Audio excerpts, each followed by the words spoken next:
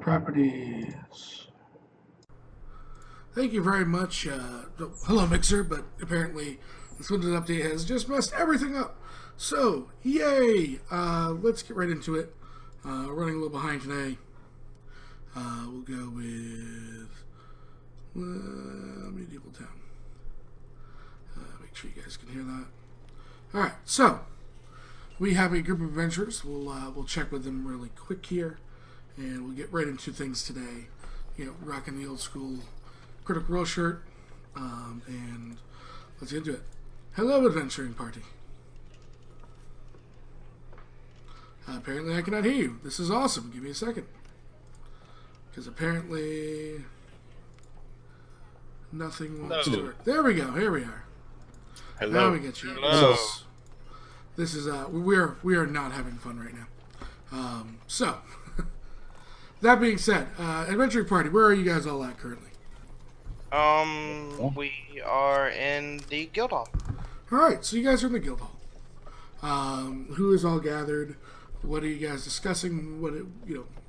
Basically catch stream up to speed with your adventure thus far.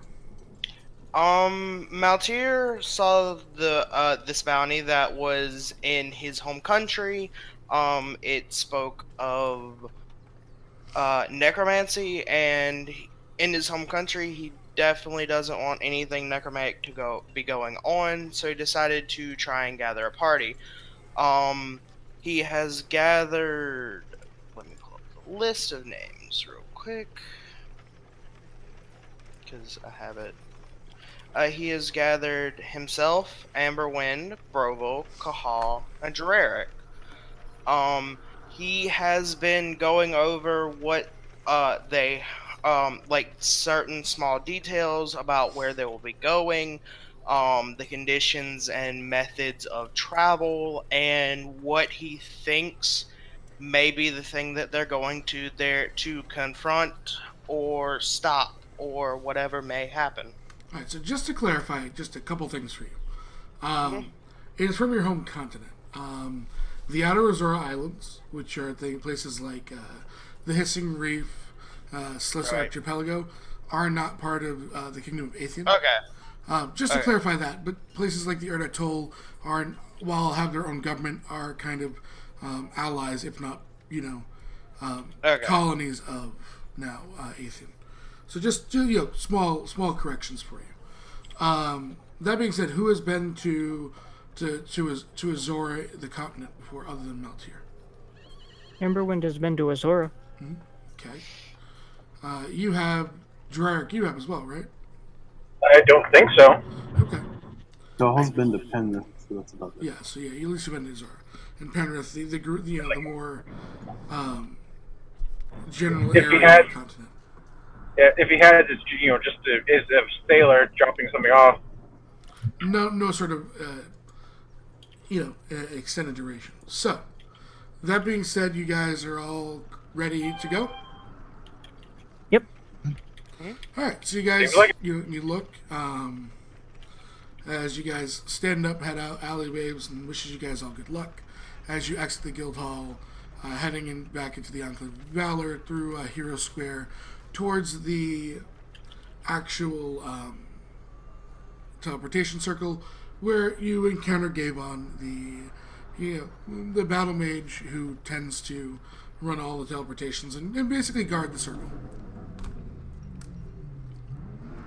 He kind of looks and smiles as a loud truck decides that they're going to spin out on the ice in front of my house, and rev their engine, and he says, "Oh, hello."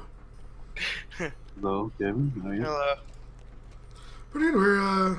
Where are all you headed to today? The Perinth? Penrith. Penrith? Goodness. Okay. Yeah, it'd be known as Penrith. Let's see. Penrith. All right. He motions to the circle. Kahal steps on. Steps up. Amberwind steps on.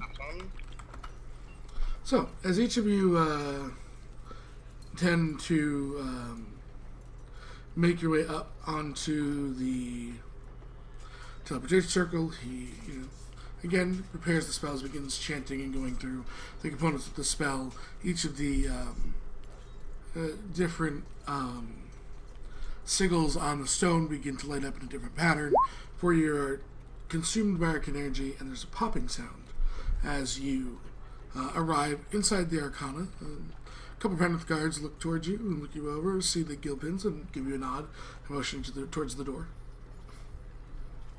Malter Oh, nods. not sick. So, Everyone nuts? you guys head out of the Arcana and into. What? There's a what? Which way to the docks? Oh, one of the, they kind of give you directions. Exit, take a left out of the main exit. You'll go through Paramount Square, and then there's two roads. One that goes dead south will take you directly down towards more of the mercantile docks, and then if you head off to the southeast, that's the longer way through the slums that will take you to the docks as well. Thank you. Nuts. Enjoy. Altair, a question Yes. just occurred to me. Did you already arrange for travel?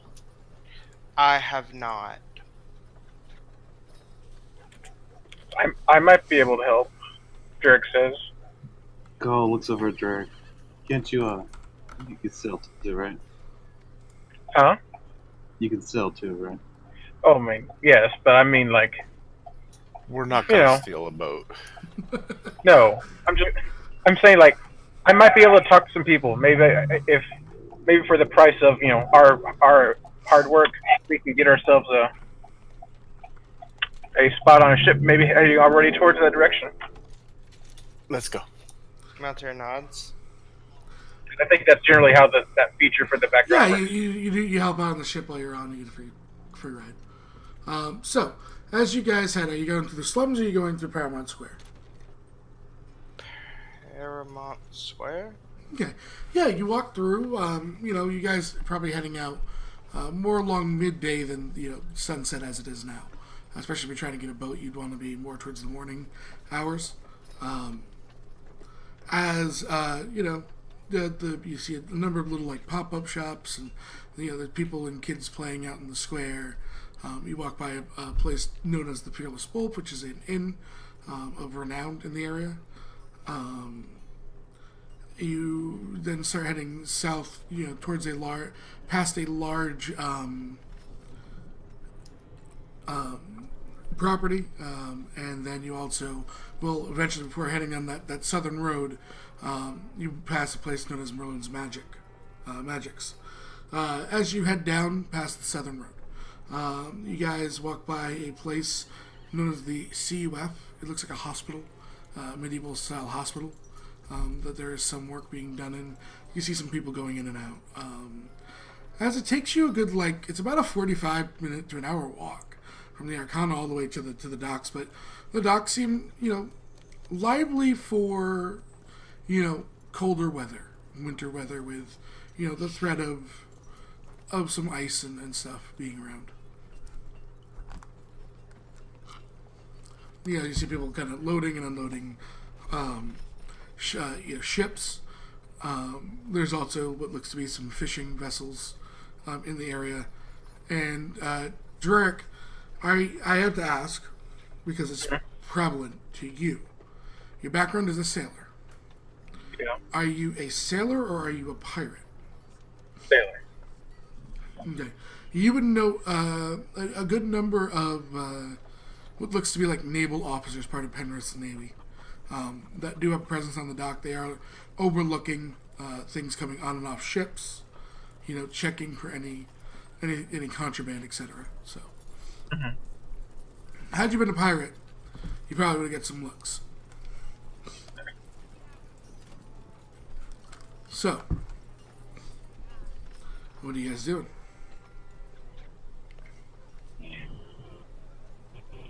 Hey. Griffin, Maltair. I need to assign you that sheet right quick. Pretty please. Go ahead. Malter looks to Drake.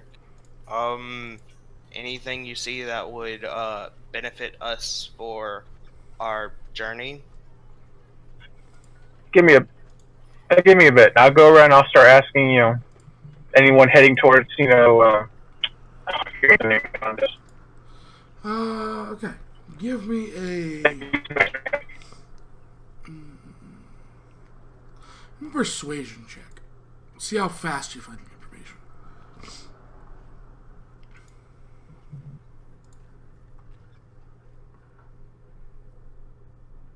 Clicked it. There it is. All right, starting off strong. Dirk, you approach like the larger cargo ships, which are to be a lot easier work for your free toll. Mhm. And you can't seem to get the time of day trying to talk your way around the guards and the various paperwork for cargo coming in and out and being checked. You can't seem to get the time of day with these people. Even being a sailor, they're just on a 9 persuasion or a nat 1 on the die. You can't seem to get the time of day to speak to anyone that can help you. I mean, you could like make small chat with like a low ship hand, someone that does like the grunt of the gruntiest work, right? Yeah. But he can't assign you anything. He can't help you at all. You know that going in. Yeah. Can I have Cahal try? He's also a sailor. Well, Paul is also last- a sailor. Yep. Okay. Again, I'm gonna have to pose the same question. Actually, a sailor or a pirate?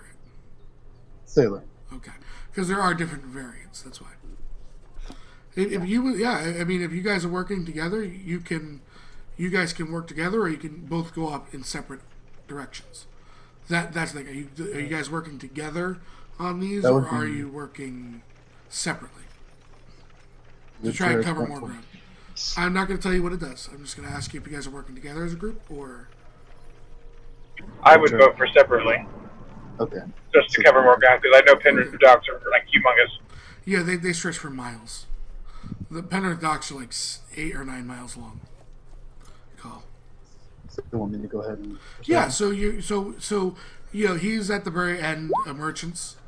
As well, you also try the merchant ships. And Can't do much. you didn't that one. I mean, you rolled a 9, which is an 8 for your persuasion. Yeah. But you also can't seem to get the time of day with these merchants.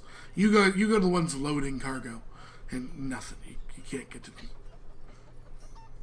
So, Now, moving on. I mean, you guys are relying on the sailors, basically. I would assume in this still. I mean, I gonna go from ship to ship. I was gonna see if Maltier could try and get somewhere with him being from nobility. Yeah, I mean, you want to try with merchants, fishers, just private Merchant. frigates. Okay. Yeah, roll me a persuasion then. All right, give me 1 second, please. Yeah, I mean, you kind of you flaunt your signet ring, and you catch the eyes of a captain who puts his first mate to talk to the guards, gets the okay, and approaches towards you.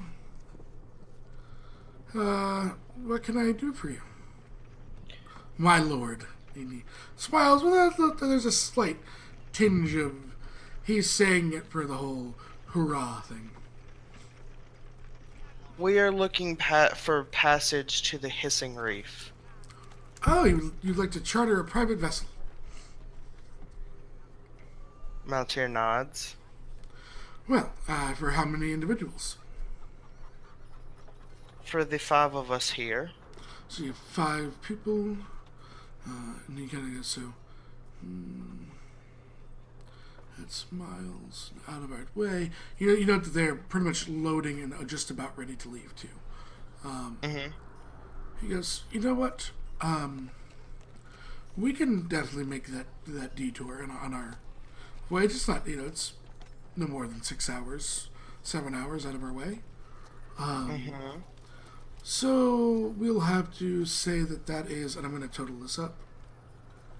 I guess I gotta remember ship travel in my head. It's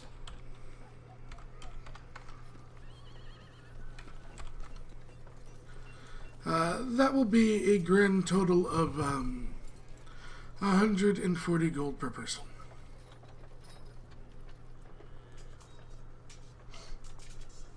Ooh. Okay.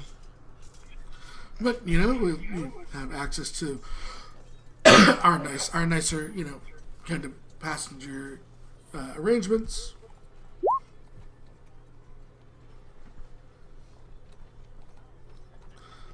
Maltier will nod to him. Give me a moment to confer with my the fellow gentleman, and I will have your answer. Is it missing? It's showing me that we're up. Restart. Weird. So, you guys make your way over. As you guys kind of leave your two positions on the docks before you move out of, like, the mercantile docks, you make your way together as Maltier kind of calls you all together. So, I have been able to find a ship that will provide us travel to the Hissing Reef, but at a cost. Okay. How much? 140 gold per person. Okay. Jarek kind of winces. Okay. I mean, Jarek, I'd be willing to. Maltier looks to Jarek. Would you need someone to pay your way? He kind of straightens up and like squares his shoulders. Like, I'm fine money wise, but I would much rather try to pay my way through work, if possible. Perhaps even lower the price for y'all as well. Maltier nods. It may be possible, but at the same time, they are about to leave, and there's the chance that we will have to delay if we do not take their offer. I'll just ask if they can use an extra hand, and I can pay you work instead of paying gold. If they don't agree, I can still pay. Maltier nods. So we agree to pay and book passage on their ship. Yeah. Yes. All right. Maltier will go back to. Yeah, so you guys the all cap- will come. Yeah. Mainly because you don't want them to want to leave, and you have to go find party members. So, you guys all approach. Big ship, Gal and Jarek. You see, this is a big ship. This is a ship that travels between continents. This is not like, a small ship whatsoever. It seems to be fully loaded as there's, a guard kind of looks at you, and Maltier goes, so then booking passage. One of my friends here would like to ask you a question. This is a different person expected. Captain's up on deck. You may head up. Okay. Maltier will lead them up to the. Yeah, you step up on Okay. deck. Call and Jarek, standard getting ready to sail. Things are on deck. Captain is not actually at the wheel. It looks like it's his first mate at the wheel. As potentially nobility is here, so he's looking at gonna put on a good show, right? He walks over, human man, mid-40s, You kind of look to him. He looks, like he's done this his entire life. As he kind of smiles. So then, I assume you have the gold ready now. Obviously, we wouldn't want to have to throw you off the ship. We do, but one of my friends here has a question for you. He looks around. It's more of an inquiry. I would like to know if I could potentially, instead of paying gold, work my way for my my passage. Very excited. If you wouldn't mind, would you come with me for a moment? We'll speak in private. Okay, follows. Yeah, he kind of leads you over. You see them enter the captain's quarters, and the door closes. And the sort of air and performance put on by the captain, which you've seen 100 times in your life, drops to a very much more relaxed kind of disposition. He looks towards you and leans on the door and goes, "You're traveling with nobility who's booked passage. I can get a lot of money. I'm sure you're a good hand. There's no doubt about it, but I'd rather take the noble's coin. Dropping the performance just completely gets right to business with you. He can tell that you're a sailor. You know, you know that how captains work. I mean, it's fine. I was just speaking for myself, not necessarily for the others. Oh no, I'm assuming. I mean, you're traveling with nobility. Nobility tends to have coin. He'll probably pay your way. He smiles. I mean, the crew is ready for the extra money. I mean, you know how cuts can be. You know how crews are. Got to keep everyone happy. Grease everyone's palms. Make them work that bit harder. He smiles. Well, it would be nice to be a passenger for once in my life. And you get the nice quarters. We have them. You know, we do charter people between continents.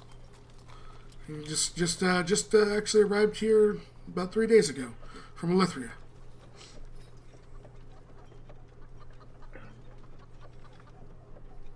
All right. Now we're heading back. You persuaded me, Captain.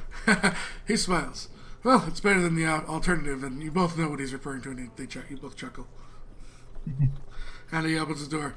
Very well then. All your coin, please. And I'll show you below deck. Okay. Okay. Take the coin off. Yeah, 140 per person. Yep, Amberwind will pay his forward. Yeah, he takes it all, brings it into his quarters, and then leads you, below deck towards. Now it's not too long of a trip. It'll take us about a little over 7 hours to get there, depending on the winds. And he kind of leads you down towards just one floor below deck, and towards the back, there is, he kind of pulls out a key and hands it towards Maltier after he unlocks the door. These will be your arrangements. You see that it's very nice, actually. There is kind of a sitting room. With like some maps and nice chairs and stuff like that, all which seem to be more secured down around. You know what I mean? Based on the ship, and you see that there are other doors. He goes, if you wish to take rests, you have a number of rooms available with private beds. Captain, I'm sorry, but I did not get your name. He extends his hand towards you. Shakes it. I'm Bravo. I am Captain Canis Harlaw. Good. Pleasure to meet you.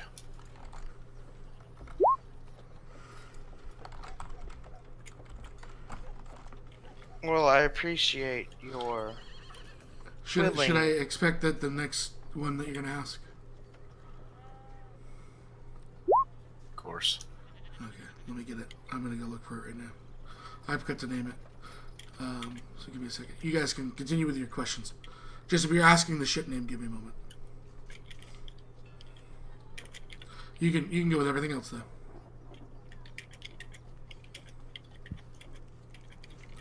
Malter, you had something, I believe? Oh, he was just going to offer his hand, really friendly, like dropping any form of like any airs that he might have, smiling. Formality. Yeah, he drops all of his formality. He's still going to completely address you like a noble. You are a paying customer. This is, of course, reputation. But I get what you're doing. Yeah, no, I understand. I'm just saying, just so you know, back to him. Still, Lord, and all that. Maltier will offer his hand with a smile. So, he looks to Joe and says, anything else that we can do for you before we set off? We should be setting sail relatively soon. What's the climate like at the Hissing Reefs right now? I guess it's been a bit since we've had to go there, but it's generally motion towards like the snow on the banks and the ice on the buildings. Based that it's an island, a little less snow, more kind of a slush.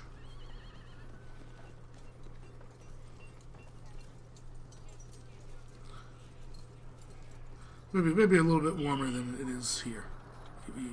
He tries to think. I mean, it's cold. It's a little bit above freezing today. Okay. Are you Thank talking you. about in Pharrell or in Maine? Both. Azora is basically Maine's climate.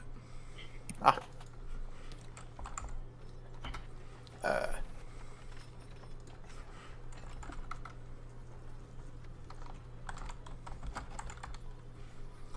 So, he goes, where is it? He says, make sure that you enjoy your ship on the Scylla. The name of the ship is the Scylla. I will also put that in there.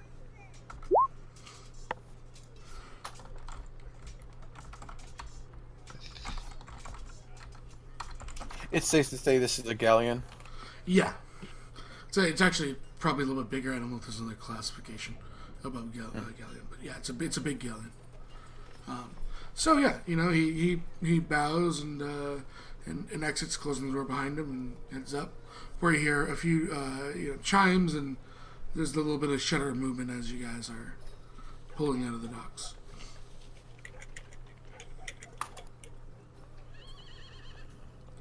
So, is there anything you guys are doing on the 7-hour trip? Amberwood, do you happen to have water breathing? I do. Would you like it? Would you mind, please? I would like it. I can go ahead and cast it as a ritual.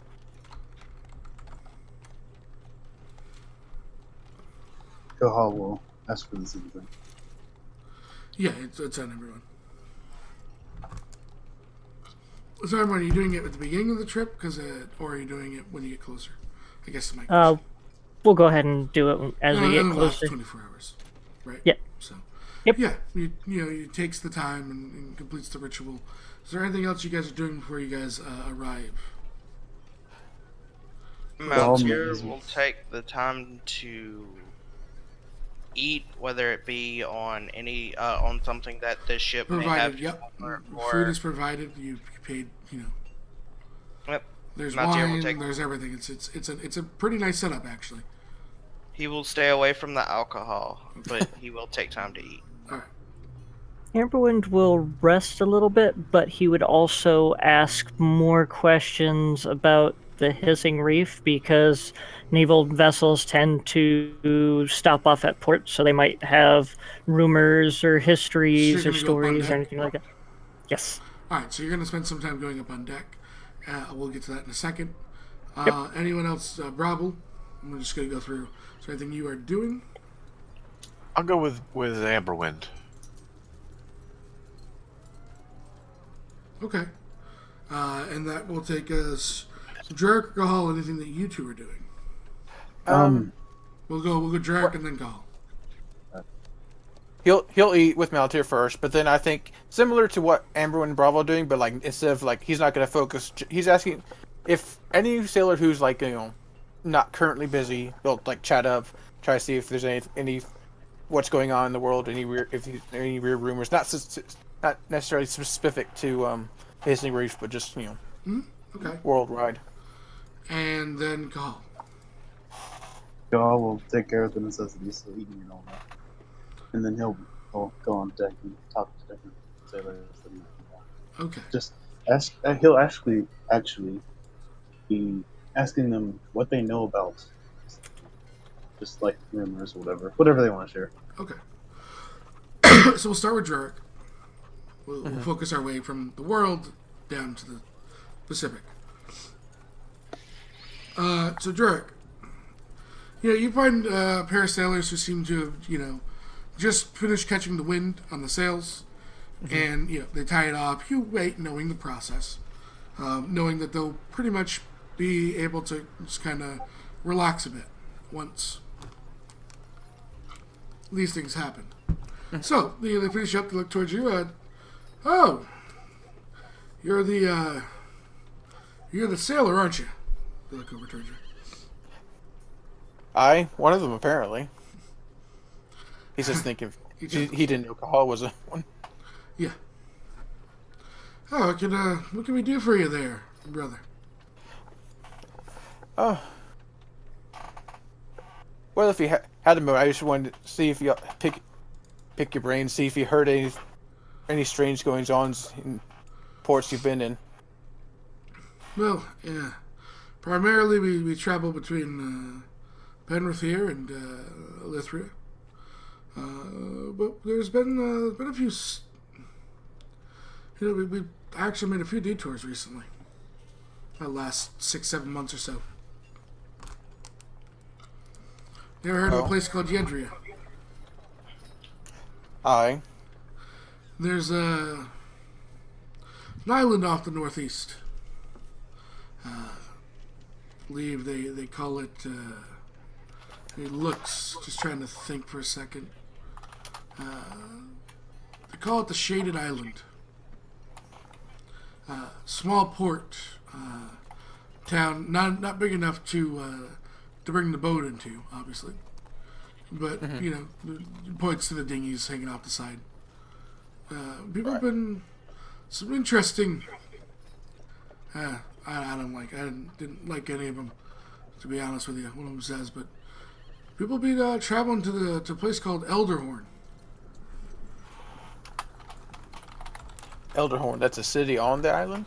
It's their port. It's small, not big enough for the galley, but you know, smaller skiffs and stuff like that can make it. All sorts of cargo. Told not to look at it. And did you not look at it? Smile. You see, if the coin is good, the captain says we won't fight with the port authorities, but they're our guests, so I'm not about to get thrown off. We make good coin on this boat. Alright, fair enough. Captain's a good man, so you know. He seems it. Reactions I've had with him. Yeah, he's a good man. You said you've been through Elithria. Anything happening there? Points, and I believe Cancorn has a port. Yeah. If I'm not mistaken. I think it's the only port. Nah, there's one on the other side of the island, I think. Because now Cancorn native, it's kind of quiet after the rebellion a few years ago, but you know, seems pretty quiet right now. So it's nice to have home. You know, home not be at war. They smile. He smiles and nods. Yes, it is.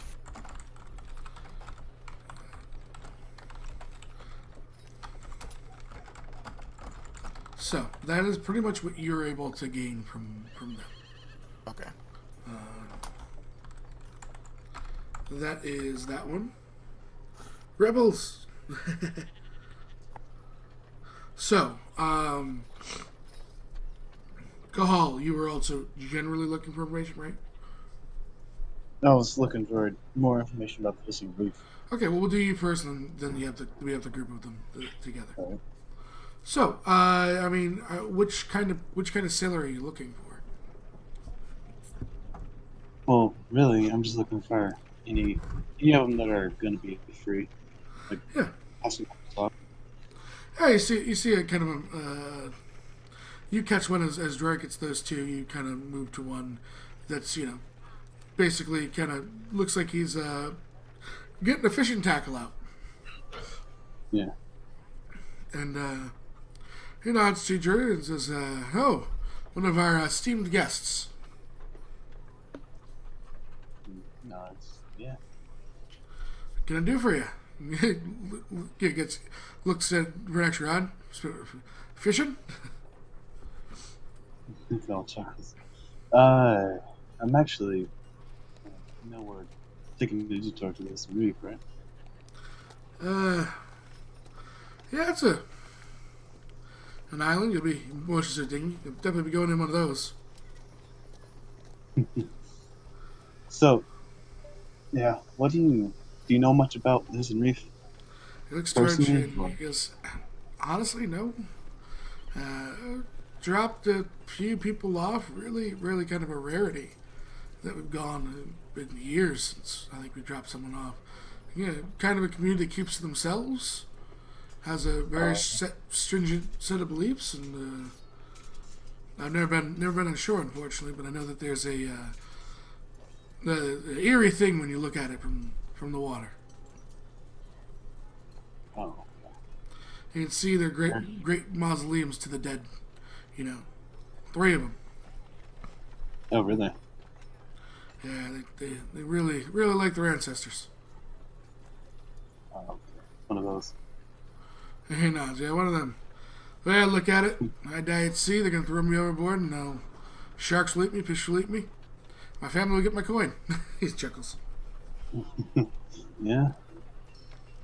Haven't heard any rumors or anything apart from, the whole ancestor stuff. Unfortunately, not really, man. Alright. Well, good luck with the fishing. He looks around, huh? Welcome to join me if you want. Cast the line off the side. Yeah, sure. Why not? Yeah, he cast the line. You're moving pretty good, so it's kind of like a quick cast and drag, but yeah. Yeah. So, that will take us to Brabble and Amwin. Who are you looking for to interact? Now, they kind of knew, they were looking at sailors they knew weren't busy. They were able to kind of, to get the guys that were coming right off. What are the 2 of you doing up on deck? Amberwind would probably be looking for somebody that looked like they took more of records or notes. The Firefly of the ship. All right, so do you ask for that person, or?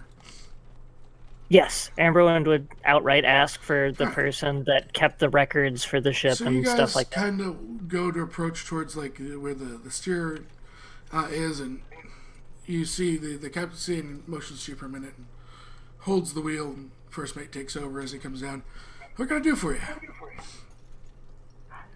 I was actually looking to see if there was anybody on the ship that takes records of stories, lore, rumors that ended up being heard or founded within the course of different ports that we're landed at, to be able to find more information, not only of where we're going, but other regions that might be of interest for the Burning Phoenix Guild. Well, not. I can take you to our bookkeeper. He looks towards Brabble. The same place for you? Yes, please. Yeah, going to lead you over to his quarters. And pulls a key out, unlocks a door. You see a gnome sitting at a side desk and vigorously writing. Curly white hair, done up in a bandana. Get glasses on. They almost look like they're for show because they're very tiny. Probably is using them to read. Similar to like small bifocals, but he doesn't have the regular need for them. And he goes, this right here, this is the man you're looking for. These are our esteemed guests. Your names? Sorry. I am Amberwind Brandywine. And I am Bravo Porali. He looks up. Name's Orpheus. I am the finest note taker on the ship because I'm one of 3 people who can read. And the captain chuckles.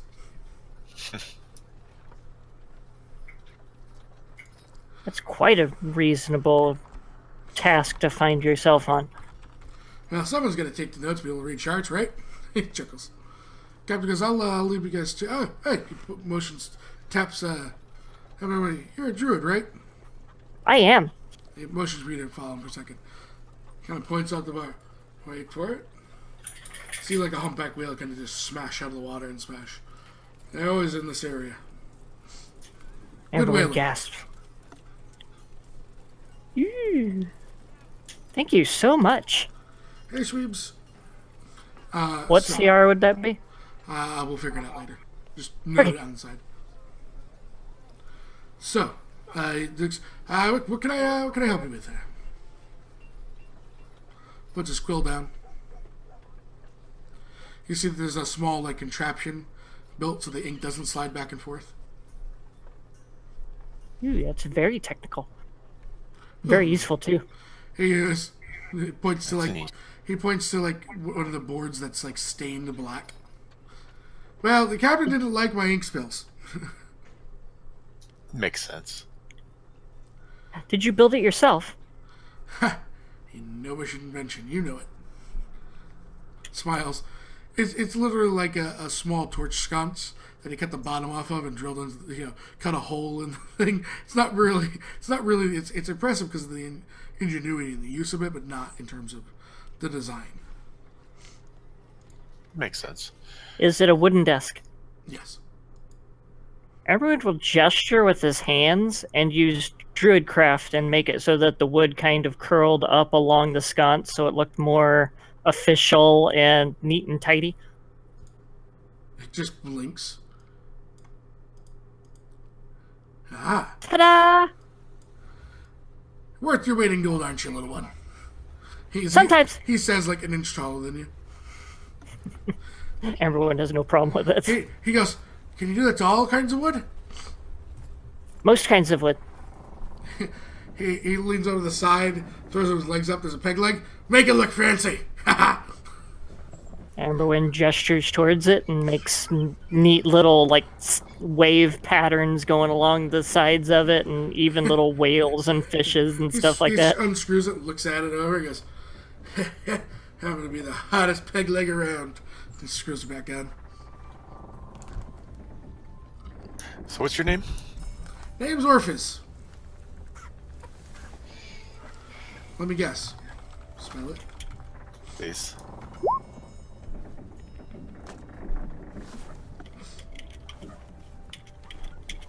So, you had some questions, I assume? About Yes, Scylla and her crew, or...? Actually, about rumors, stories, tales, lore about not only the Hissing Reef, but other regions in which the ship has gone to. Primarily our travels are via, Elithria, Cancorn Port, and Penrith Port. We make some stops, in Yedra of recent months. I guess looks Elderhorn with cargo and passengers. Been once to the Northern Chain, and he looks. And about 15 years ago, we went to the Southern Chain. Did you enjoy your venture to the Southern Chain? We did. It was a different place. Give me 1 second. Certainly, sir. Yeah, that's something. No worries.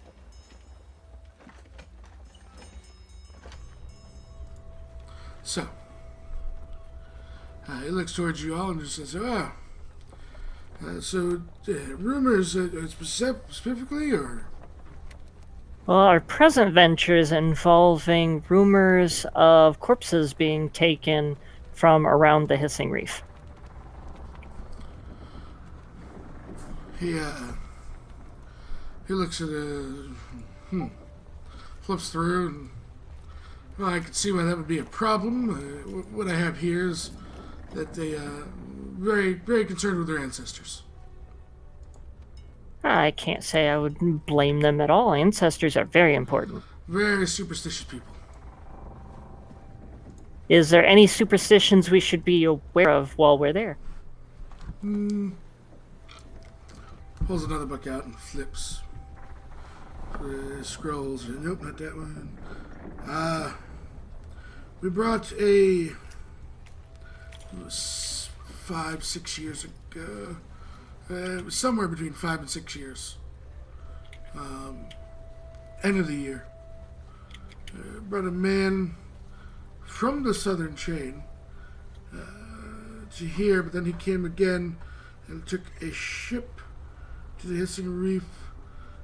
Apparently, we then picked him back up and took him to some uncharted island. What I have here is he spoke of a great dragonkin who was feasting on souls of the undead. His name was Hiro? Hiro. I think you pronounce it Hero. I don't know, one of those Osmond names, you know. Bristol was just talking about him. Yep. and about where they had first met him. So that's pretty much what I know of missing bodies. From the sounds of it, what I have here is that he said it was resolved. Would you have any idea where this hero might be found now? So he looks down. The last we encountered him was some island in the seas. They brought him to. It didn't really have a name. A small rocky coast. They're starting to build stuff on it. I don't really know. Do you guys ever make contact with him? Specifically, no. None of us are arcanely gifted. Well, do you guys know when you might be headed in that way again? Flips through a chart and starts looking. Nope, that island is now known as an Enclave of Valor. Huh. That's funny. That's where we just came from. Well, did you see him? He smiles. Last time I saw a man that called himself by that name, he was beating on a Dantis and laughing about how his strength wasn't strong enough. That sounds like him. He knocked quite a few of our sailors around. He seemed to be quite a remarkable combatant. Maybe we should, when we return back towards the island, we should go and seek him out to ask him more questions, especially if this dragon was supposed to be destroyed and it came back and we're trying to fight it again. He says, well, hold on a moment, and walks over to a chest and undoes a lock. And says, you can't take these, but you can look at them. And he pulls out some papers with some drawings. Amberwind will look them over. He apparently left these. I don't know if he intentionally did or not, but we keep them in case we run across them again. Do you Amberwind look will over? access. You can give me investigations, the two of you first. Alrighty. Sorry, I'm fading in and out. What was on the papers? This don't know was yet. an investigation.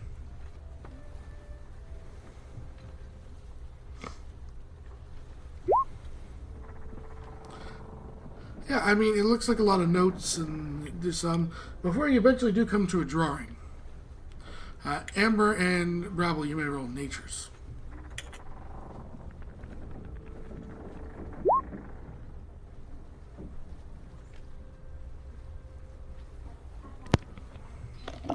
Come on, Nature Paladin. Let's see what you can roll. You hear me, Greg? I think we may have lost him. I think he just fell asleep against him. Like, there he is. No, I'm fading in and out again for some reason. Right. Roll me a nature.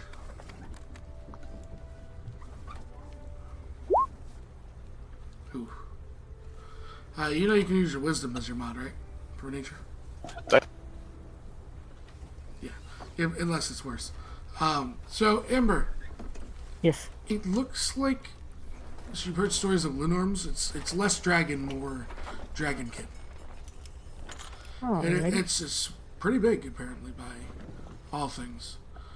And you notice that in the drawing, the sketch. Now, mind you, it's not like a professionally done artist sketch, but more like line art with more a painting style.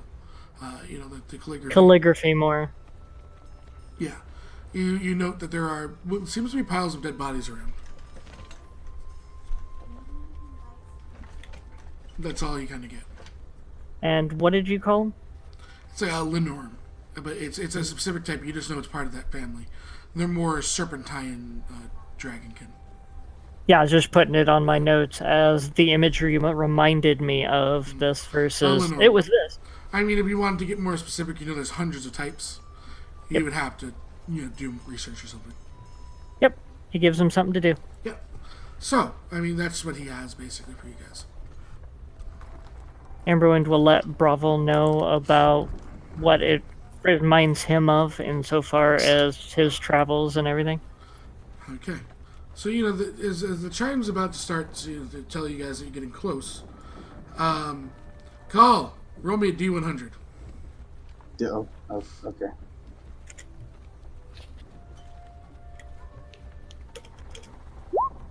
$94. Call, you're sitting there and, you're casting back and forth and chatting up just about, life and stuff. It's not, kind of the conversation you have over fishing. Talk about life and stuff. And, you probably told him about the dwarf. And, he's giving a description. He tells you he's never seen him. He goes, dwarfs and sea, But he goes, if we ever do, we'll send a letter to somewhere for you. And then all of a sudden, your rod goes, almost pulling you over the side. You got something. He pulls his in, and throws it to the side.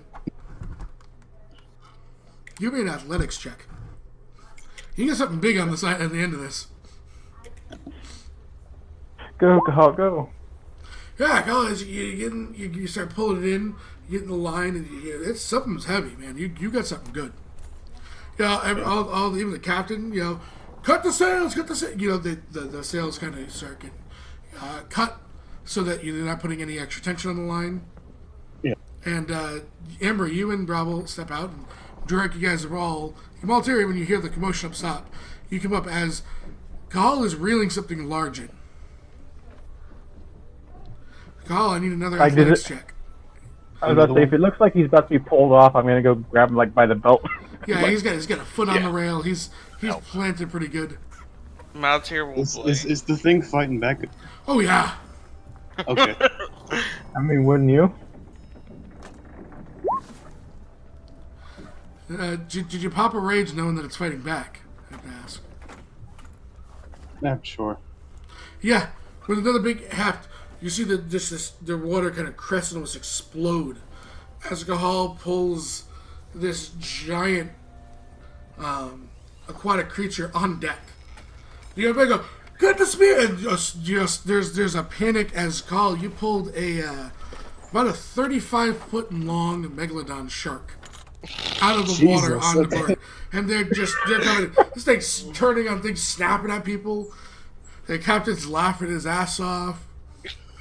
I'll help with the stabbing. Yeah, they're going down as Maltier will help with the I stabbing. was gonna drop the rod on the deck, pull out his great axe, and start to try to kill this thing. Yeah, with it not being able to really move on land, you guys make pretty quick work of it. You get the XP for one, by the way. And Captain looks towards you. So you're gonna take all that meat with you, boy? He chuckles. Carl looks over. Don't think I'll be able to hold all that. He smiles as he goes, Orpus, give him the coin. And Cahal, you have recouped. They will sell that in a port. You guys have recouped your 140 gold each. All rolling above. I said above a 90, they'll at least make their money back. As you have recouped your earnings for the day. What would have been your search for your whole group.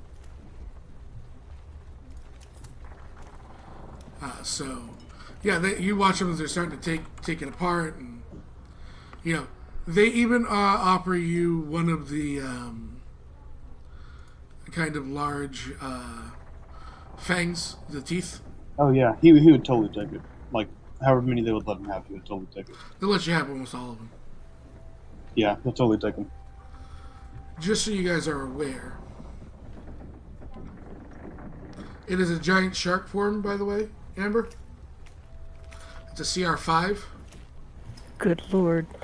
And it's about 30 to 30 foot long, and will eat anything.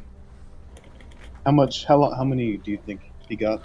The teeth? Like, you could probably take 100 teeth if you wanted to. This thing, they just rows upon rows. Oh, let's see the other ones. Does anybody have a bag of holding or anything like that? No. Okay. Then he'll just take.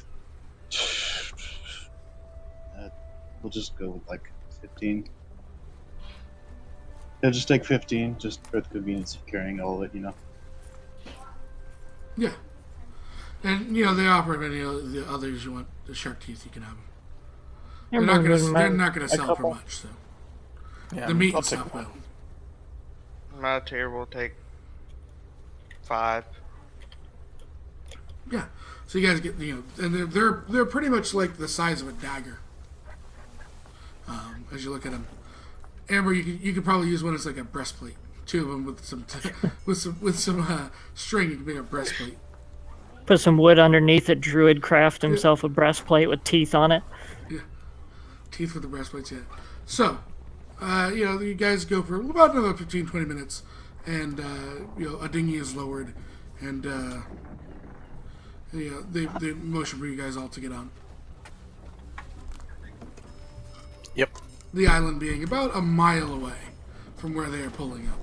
And the captain would inform you, because of the reefs themselves, they'll destroy the boat. Malatier nods because he knew about that beforehand. So, they start dinging you out. You get about halfway before you can see in the crystal water, you can see the, you know, the reefs. They almost come up to, you know, the dinghy's barely almost making it. You know, by parts of it, they're them navigating it, not yourselves. You know, they're able to kind of know the path. Everyone, give me a perception check.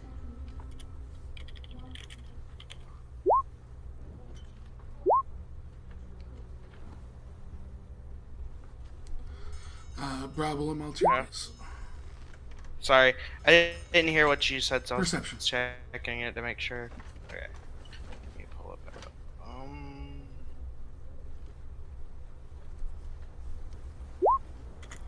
So, Bravo, Drarek, and Amberwin, you guys look through the crystal clear water. It's, you know, a little past midday.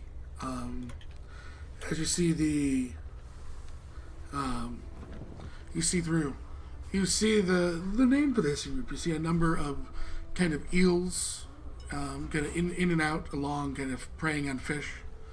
Before Amberwind, you alone see something massive move underneath. You can give me a nature.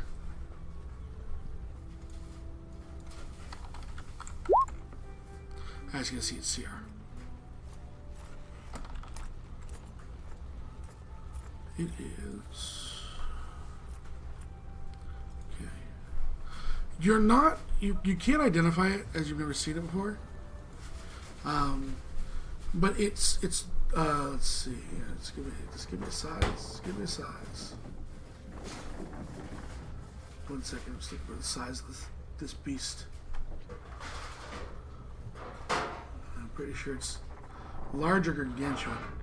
Huge. It's only huge actually. As Bradley's knocking everything over in the background. It's this long eel-like, with almost a rocky skin color with these, you know, kind of flowing blue hair along its spine. It resembles that of a dragon. Long-legged beak with these massive teeth. And it seems to notice you all, but then just continues on its path. Amberwood will point it out to the others so that they can see what he's seeing. You see, like, the end of the tail, which is, you know, this thing again is about 30 to 40 feet long. You see the end of the tail, you don't see the head of it, as he points it out. Just on that natural, you know, time to locate it. Whoa. So, looks at Drake. He's the other sailor. Jurek, Mm-hmm. we can make me an Arcana check. Fun. Fun. 2. Crackhead! No, I'm just kidding. He said fun roll 20, not natural 1. Kraken. No, just kidding. Tackles the others to the ground. No. So, you guys make your way towards, you know, the shore. When they do shore, they point to a road. That'll lead you up towards the settlement. So a little bit of ways away. All right. Thank you for the you know, says they wish you all luck, and they get back into their boat and start rowing their way back towards the galleon. Maltier waves as they roll Nods off. and waves to him. I personally might have been out, like, not being able to hear. But how are we getting back? Or was that question answered? Hasn't been asked, to me at least.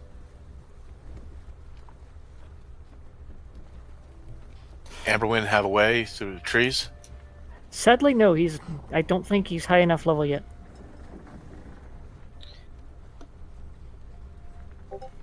Well, maybe they'll have a boat to sell. Well, Hopefully, Or- Maltier drops his head. Crap. So, maybe they'll have some dilapidated old dinghy we can buy and pray to the gods we can get back to Penrith. I mean, it'll be fun. well, Penrith's not the biggest or the closest settlement. Well, Island hop our way back. So, you guys head up towards the path. Mhm. All right. So as you guys are heading up on the path, you see that it is a very kind of hilly terrain that you guys have encountered. They definitely have used the most of their sort of their land. They're doing the kind of the tiered farming in with some irrigation.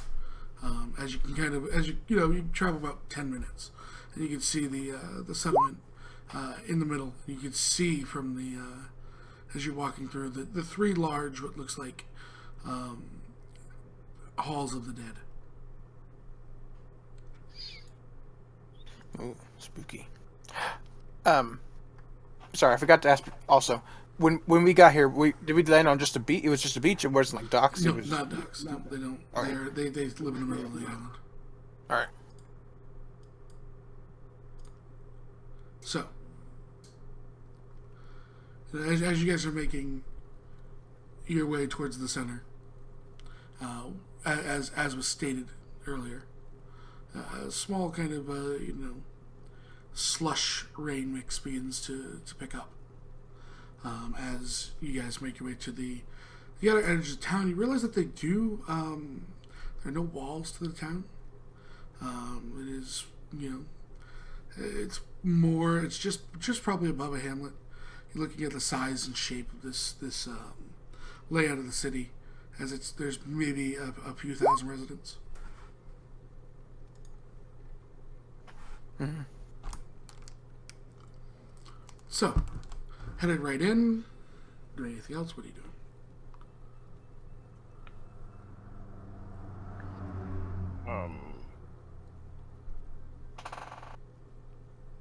Where did it say to? I looked at Maltier. Yeah, Maltier. Where did it say to go? Did it say to speak to anyone in particular?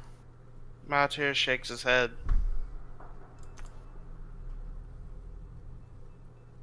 It just help us at a company. Just said something they seem to be dragging in nature has been digging up corpses.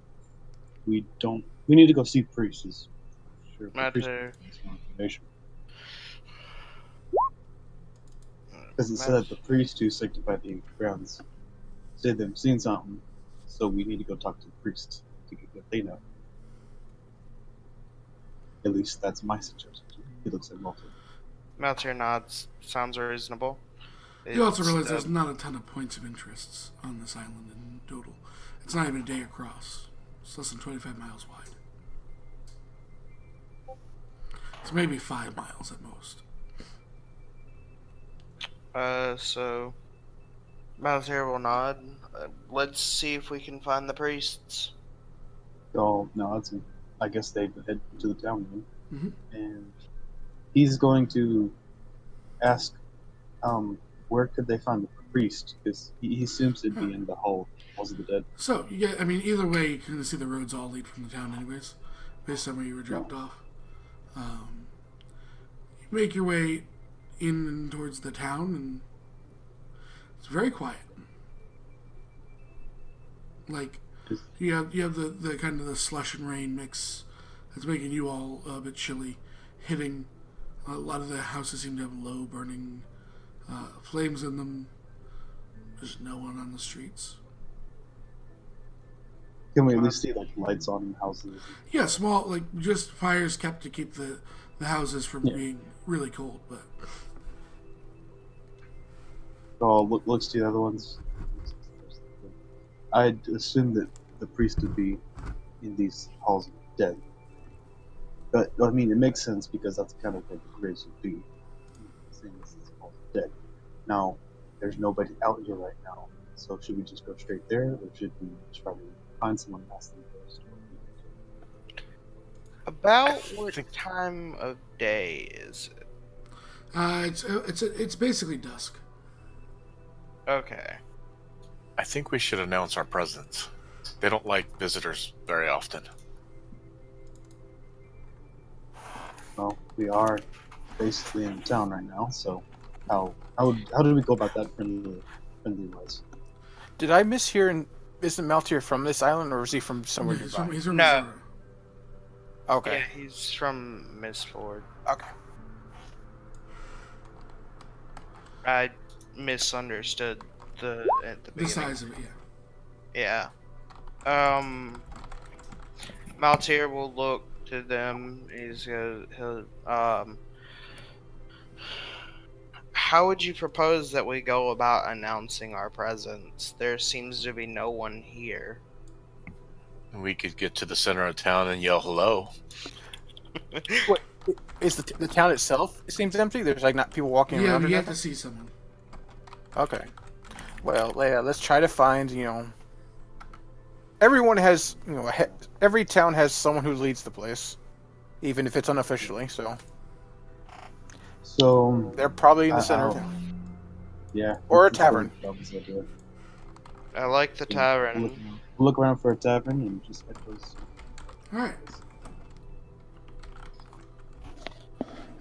You guys make your way in deeper into town. Still not seeing anyone. Again, just low burning flames just about everywhere you see in houses. They are not as nice as mainland houses. They are standing. They look like they're taken care of. But, there's obviously a lack of resources here to build, structures outside of probably the stone that was given towards these halls of the dead. You finally eventually make your way towards, the center of the town, which has a kind of well and small kind of cobblestoned circle. Looks like there are some stalls, but none of which are open. You see inside there are 3 building names on the signs. They're all in common. As I will read them to you right now. You have the Dreaming Mirror. You have the Gentle Road, and the Ancestors' Rest. Oh, wait, what was the second one again? I'll type them out for you here. And you said these were shops or? They look like they're shops / taverns. They look like they're places of business compared to All right. houses like everything else looks. Yeah. So looks at the other ones and says, the ancestors place seems like a good place to check for things of like where the priest would be. I don't have any objections to that. To what? I Oh, didn't what's hear it? the. Yeah, It is also the biggest of the 3. Oh, So- we're going to one of them. anybody object to going to Ancestors' Rest? Wouldn't object. Seems like a good place to start. Master nods. All right, so you guys That's where we go. approach the door to the Ancestors' Rest. Are you just walking in? Are you knocking? What are you doing? Maltier will knock. Okay. Maltier, hand out dush, dush, dush. No answers. Is there windows in this building? There are, there are windows. You can see the flickering of light from inside. Just Mouth. like okay. Maltier will try the door. It's locked.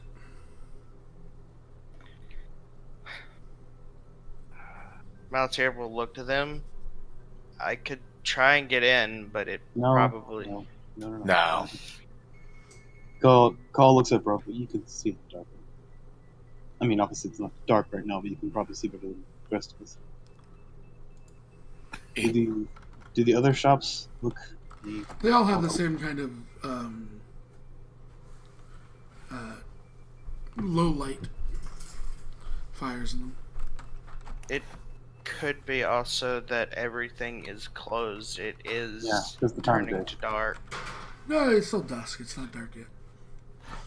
How does Turning towards. how does the ground look? Does it look like people were started running or something, or does it look just kind of? The sleet has only just begun, so I mean, it looks like they had cleared away whatever sleet, if it had rained or sleeted in the past couple of days. There's not a lot of ice, but the only tracks that you are currently seeing are of your own. Okay.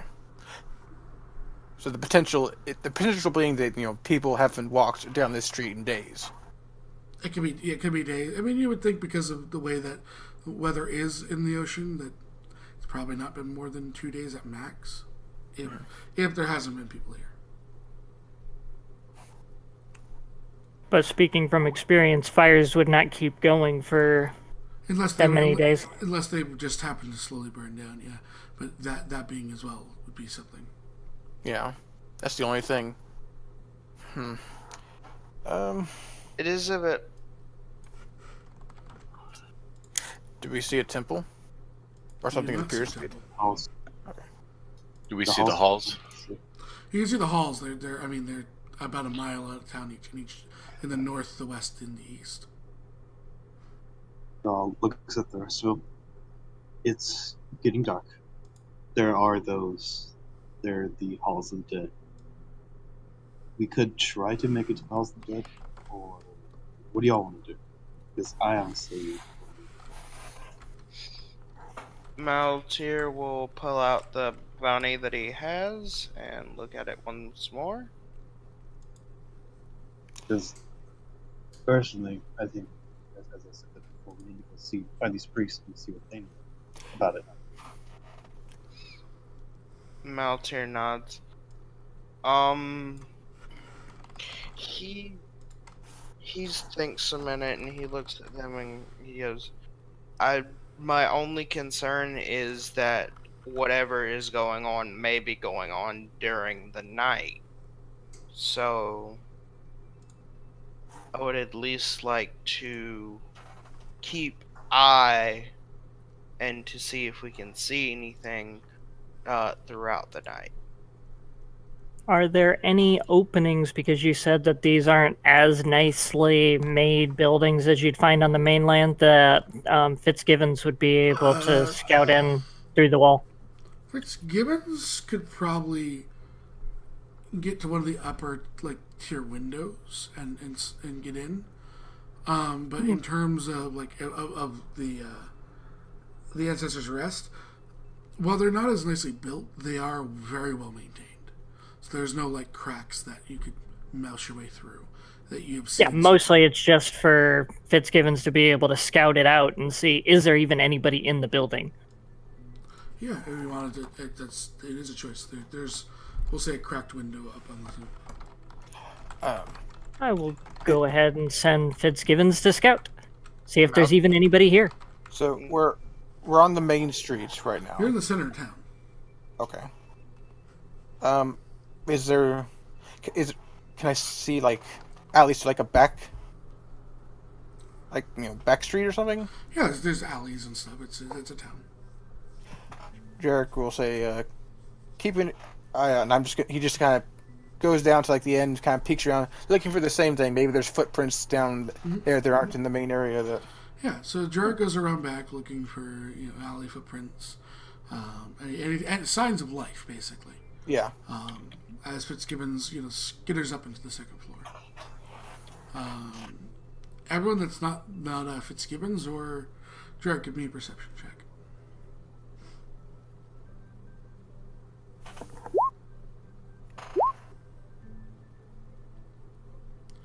And Bravo.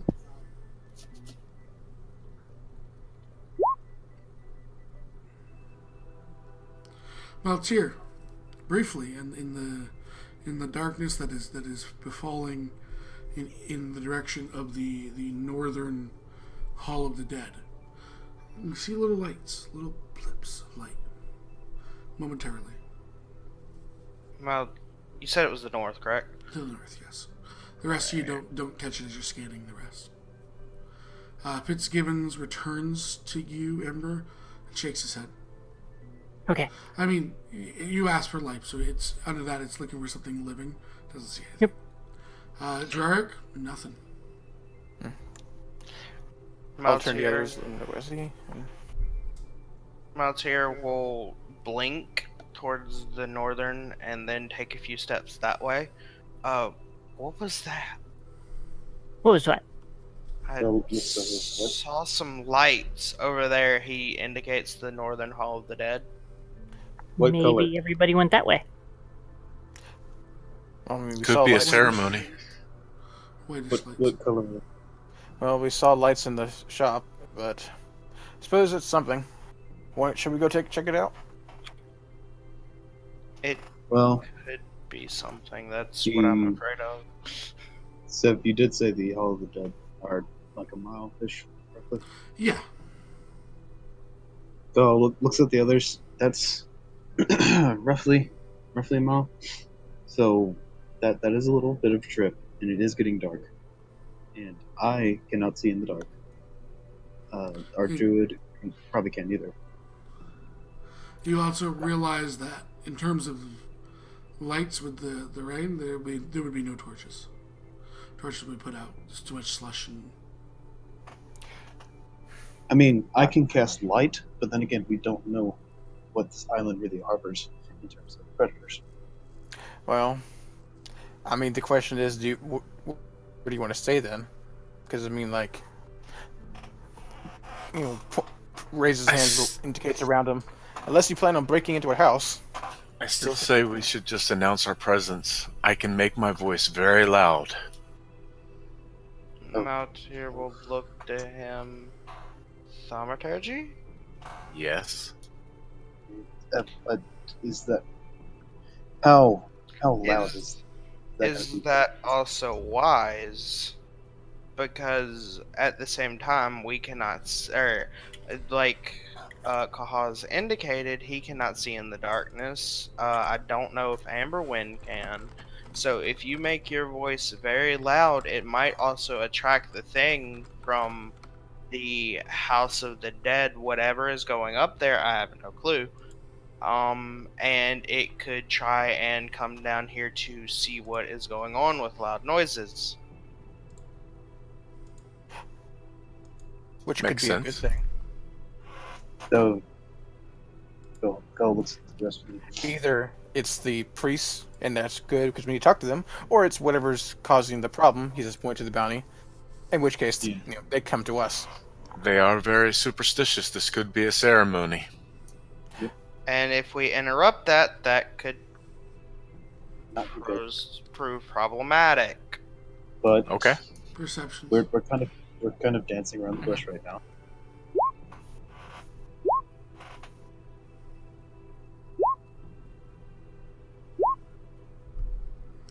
Bravo, Kahal, and Amberwind.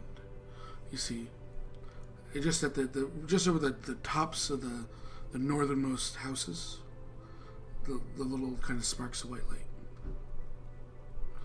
From The- where the- Maltier has said, they're moving closer. Go looks. Did anyone else see those lights? And Huh? go looks at Melter. Where were the lights? You said they were the north. Oh, right. Yeah, they were to the Mal- north as well. To the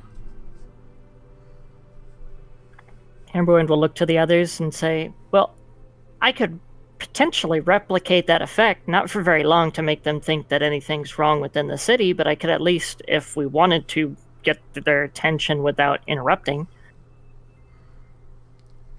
you may think they're on the move based on the information you have. Yep, and based on if they're coming closer, then that means that they might be returning to the city.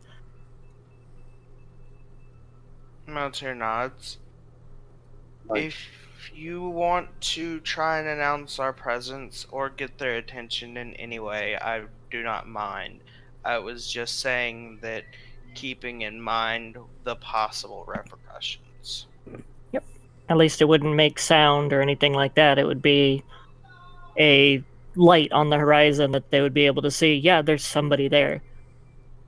I am more adept with that idea in Yeah, case there is something that we should not interrupt. I could also cast light on like a stick or something.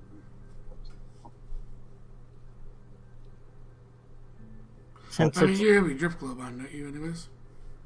I have it, it's attached It's to my starting to get staff. dark, so I'm sure you Yeah. probably have it on now. Yep.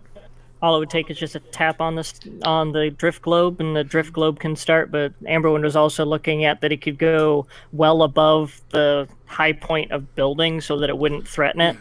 and do a small produce flame to be able to just make a quick flash of light, just being like, yeah, there's somebody here. That way, it's not threatening buildings with the small flicker of flame here and there. Maybe do it in different colors. Maltier nods. You doing If, anything? if it's getting Yep. getting dark enough that we need light to see, then Jarek will cast light on his earring. Okay. So I guess we'll cast light on his bags. All right.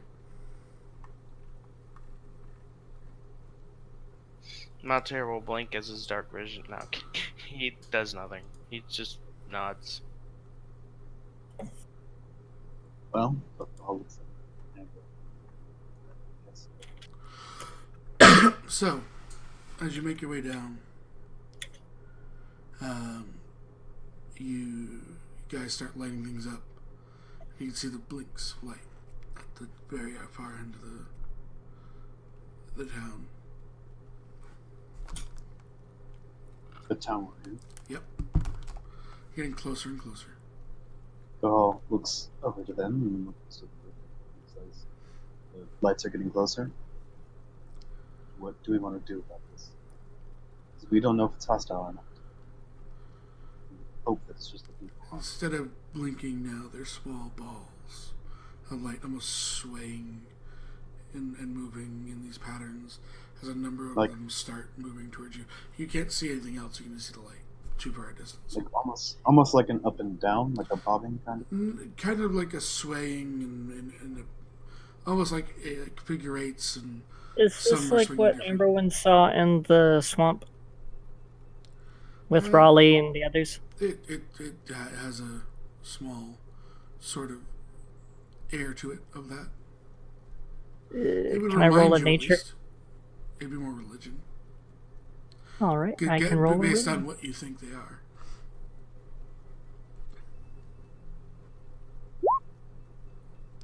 They might be, but you can't be sure or unsure if they are.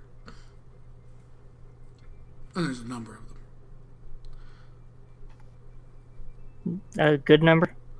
Probably at this point you can see more than 20 of them as they continue to approach. I am hopeful that those are torches. They're I don't definitely think that- torches. But No, yeah, he's so that's- hopeful. He's hopeful because if it's anything related to what he had seen before, he's kind of frightened. He's kind of backing away. He's like, eh. It could be a lantern on a stick.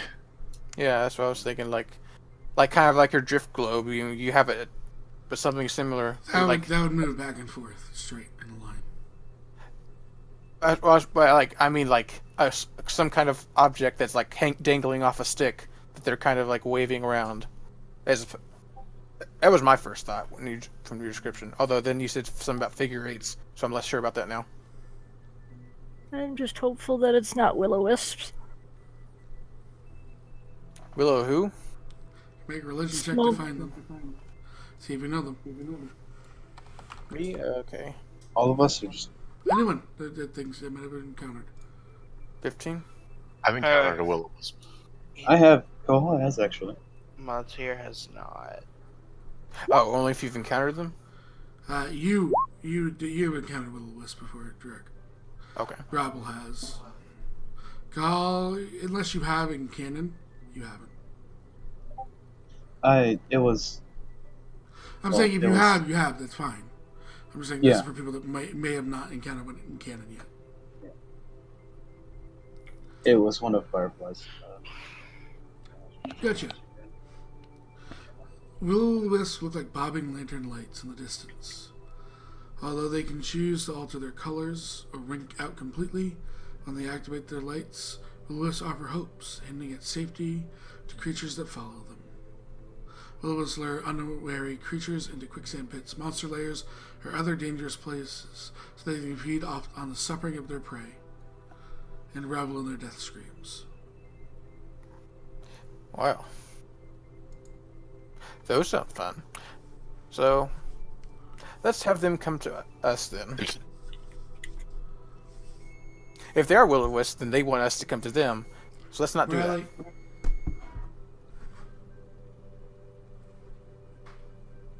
Yes, but that's a lot of will-o-wisps. That could be troublesome. 50, 60, 100.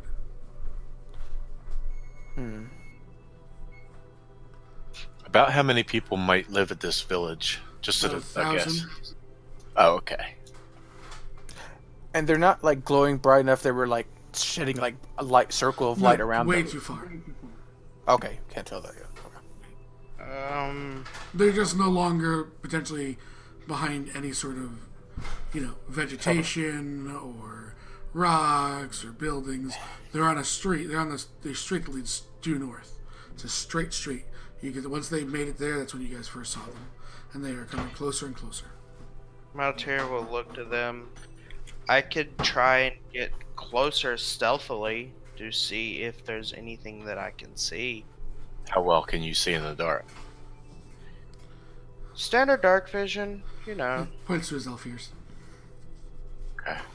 You notice just before you do anything, some of them are now starting to go down other paths in the town, almost as if they are spreading out and around, encompassing the town.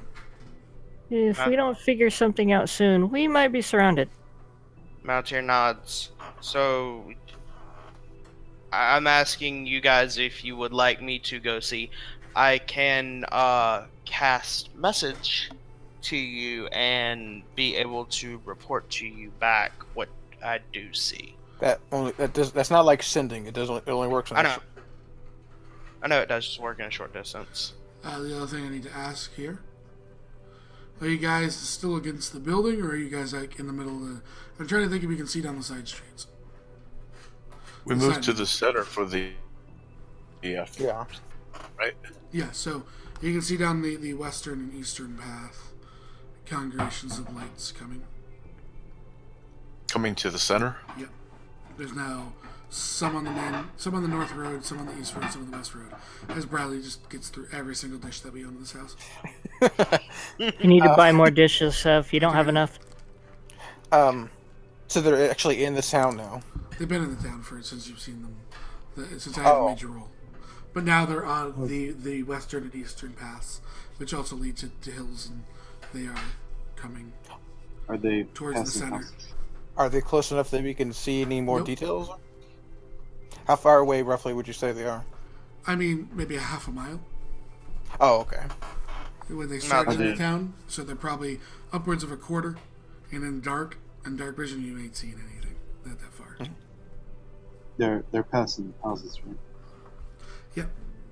Heading Do right for any the of the center. lights? Do any? Okay. They seem outside of the ones veering off to go down the side streets, and almost like start surrounding. They are pretty much moving in a distinct path.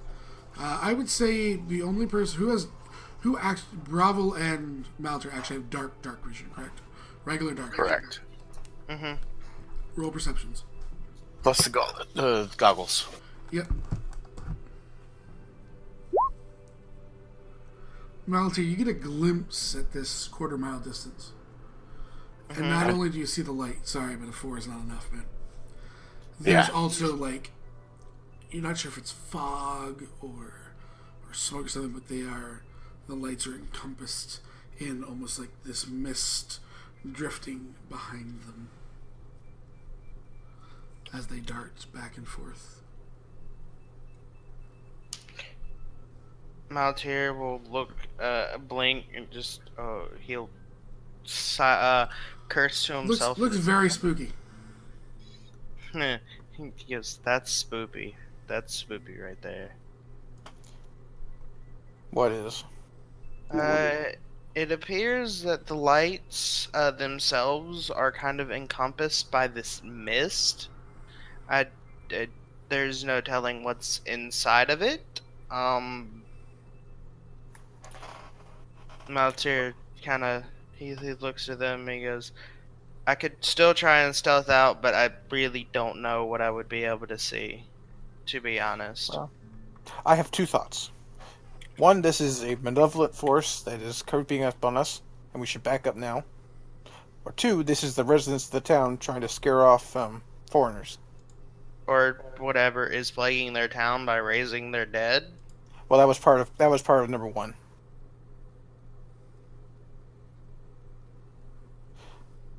Perhaps we should back up to the way we came. Try to keep this stuff in front of us. And you guys have a bunch of light on you too. You know, you're shining examples of light. Yep. I'm all for also trying to just hide. Okay. If at least that way one of us will be able to, I don't know, act as a distraction from a hidden spot, so that way everyone may get out. If we need to hide, then I need to put out my light, and then I'll be blind, so I'll need someone to lead me. Yeah, me too. Unless everyone can do that thing again. Closer and closer, Bravo, you now see the kind of trailing mist ghost essence behind each of these lights. But still can't see what the lights are. No, they're just, they're still like Right. an eighth of a mile away. In the dark and the conditions with the sleet, it's too hard. I move up to a house and knock on the door. Thud, thud, thud. There's no answer. Okay. Move back to the group. Maltair will look to them. Either I pick a lock, we hide, and take our chances, or we confront it. I still want to hide either way. How far have they got in their encircling of the city? Or is it completely surrounded now? Or? You look to the south. Yep.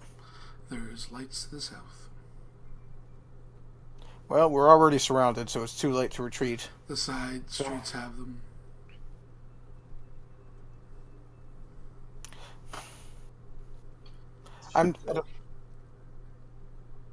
Go ahead. Honestly, I'd rather just confront them. Same. Okay. So you guys put your backs up to the fountain and look in all directions? Yeah, I picture us kind of doing something like that. Maltair eyes twitch because he wants to hide in the shadows.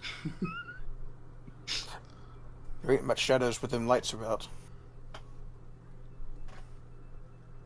Closer and closer, a few hundred yards off now. Bravo, give me a perception check, because you're the only one that could potentially pick this up.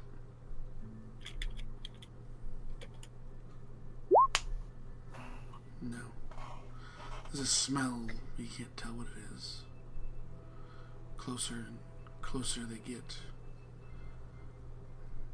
Before they come just within the 100 yards, we'll say, of the center, and you see and hear the chains as these lanterns are being swung and they're burning with this almost smoke, incense style smoke. Bravo, that at this point you realize is a common incense used in a lot of religions for incense. And it is basically the entire residents of the town coming. They've seen you, but they're, slowly chanting and going through kind of a rites. Yep. As they make it to the end. I'm sure you guys let down your guard, I would assume. Oh, yeah. Oh, yeah. And a man steps out in front with, the lantern hanging by the side. And he points at one of you. We found it! The demon! It's him. He is turning our undead. Oh, looks at Bravo, because I assume, Are they pointing at Bravo? Oh, yeah. Let's help them. Oh, yeah. Hey, Bravo. Yep. This town may have fantastic racism against tieflings. Oh, lovely. Maltyr will step forward. This man is not the creature you are looking for. He is in fact with us. We have come in response to a bounty that was put out at the Burning Phoenix Guild. He says, silence! It's Everyone holds up obviously the demon has taken these poor souls and turned them against their own kind. Maltyr will pull out his bounty, look at it, look up, look at it, look up. This says dragons, not demons. Pulls this, like kind of a morning star, and says, don't worry.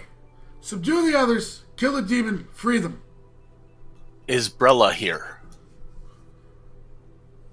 Umbrella was who, Bravo? Crystal was saying she was a friendly necromancer that she had does encountered. not live on the island. Oh. She is from the Fractured Chain. Okay. It was worth a try. However, there is someone that knows Brella. His name is Lazos. And he's Okay. here. He's not here. He No. knows I better was than about me to- here. I was about to say, everyone actually met him. He'd Not walk up, hi friends. He'd go walk up, give Bravo a hug, and walk off. There's a few, there's pitchforks, anything that can be brandished as a weapon, being weapons as, they move forward. The crowd has turned pretty dangerous pretty quickly. Maltyr looks to them, his eye twitches. He is not the demon. There is no demon. It says dragons. Can you people not read? He holds up the bounty. Amberwin points with his Make me little a dex finger. save. A It dex. says massive. It says massive. Thud. Maltyr, blood is drawn as someone has thrown a rock. As you insulted, a rock is thrown. Drawing blood, take a point of damage. It's a rock from a peasant. The stones beginning to, a few others are thrown in you guys' direction. Bravo, feels like home, huh? Yes, it does. I step forward and I say, this man is a holy man, a paladin of the gods. He is no demon. He laughs. It's okay, we shall free you from his evil grasp. Holy men come in evil too. Sir, He's a are you? paladin in the low. So you're insulting me, saying I'm so weak-minded I can be easily tricked by something.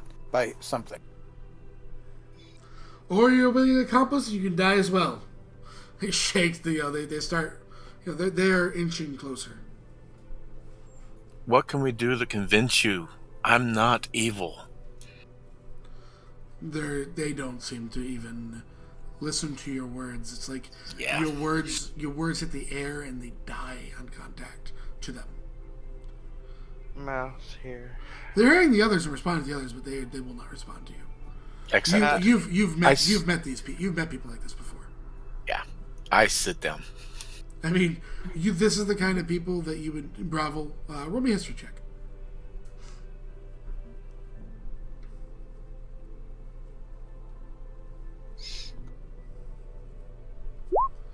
Yeah. This is the kind of community that probably had not started out this way and had a few tieflings, born because of really bad circumstances and deals. And those tieflings didn't embrace their nature compared to fight it like you did. And have caused death, despair, and they take no chances anymore. It's less about you and more about the History. stuff that corrupts your blood. Yep. It's not the less than why now this man just hates you because you're a tiefling, full and full. He doesn't care. But the others, it's that mob mentality. Maltier will blink. Yeah, it's 1,000 dead of the city. Yeah, this will not end well. He thinks about something that he acquired in a previous adventure, and wonders if it would be useful in this situation. I'm not sure what you're referring to, so I will.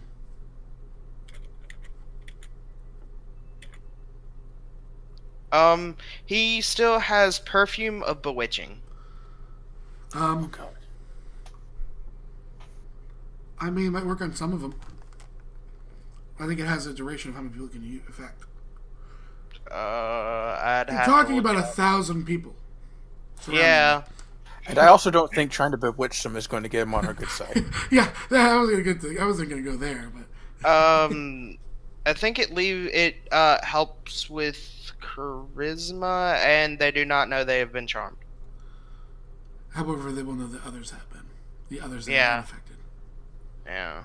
Okay, so I don't. Yeah. Divine favor on myself. Divine favor, which does. Divine radiance. It's a great idea. So, out of character, I also need to, just out of character, teaching moment. Okay. The evil gods also use radiance. Ah. So, Darn. well, I know a lot of people think of radiant as the light and necrotic as bad. It's still divine magic when it comes from an evil god. Just so you're aware. Nothing against it, but yeah, no, you try and you play with the radiance, and there's still there's yelling, they're getting close. Rocks are multiple this time. There's too many rocks that you guys can avoid. You guys are hit. Blur is blood drawn, as it looks like they are just about ready to basically launch a full scale assault on the party.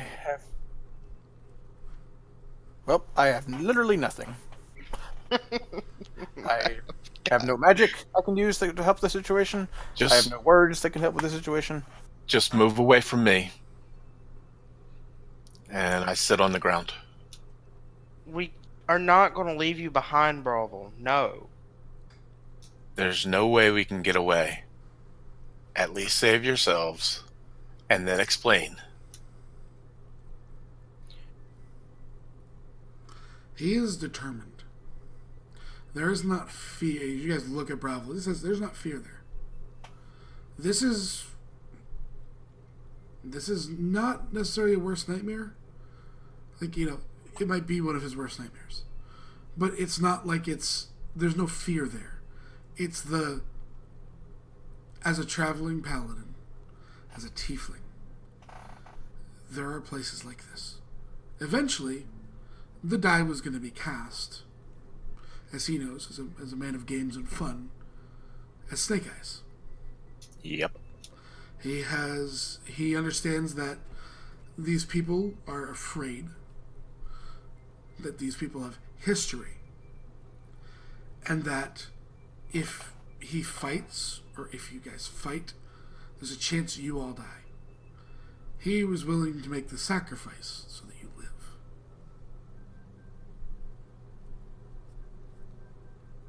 He is full of resolve, not a fear. First Agradar, now you. I need to stop making friends with holy people. There's a slight smirk before stepping back. Oh, looks that up. Just bring me back.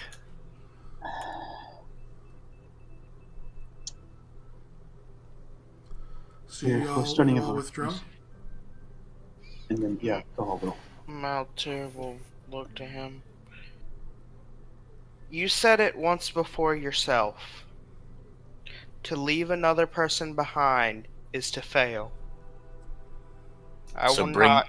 bring my corpse back with you. There's Altair. Just listen. As the others kind of, Maltyr being, trying not to leave someone behind. There's a barbarian, and he's got assistants. You're kind of pulled away from Bravo as this man walks towards the Morning Star out and rails it back, coming over the top. Bravo, as he reaches the crest of his swing. Eyes closed, eyes open. Anything said? Hold person. That's gonna spark the whole crowd. Amber would know that. Amber has seen packs. I mean, granted, he might not know the people, but this is more animalistic than. It would be something that Amber would know. I'm just gonna say that. Is there anything? Okay. No, he knows that will make all of them attack. I forgive you. Eyes closed or open. Open. Okay. As it starts to come down, something gets in your vision of the mace, and there's the rest of you see pushing her way out through the crowd. There is a very young but adult human female, arms out in front of Bravo, and eyes closed, looking, and just says no. The Mornings are stopping just before her head. She screams back, "I hired them, Father. Leave them alone." Having heard your words, Maltyr, but having to push through about 1,000 people, and she's not exactly a big person.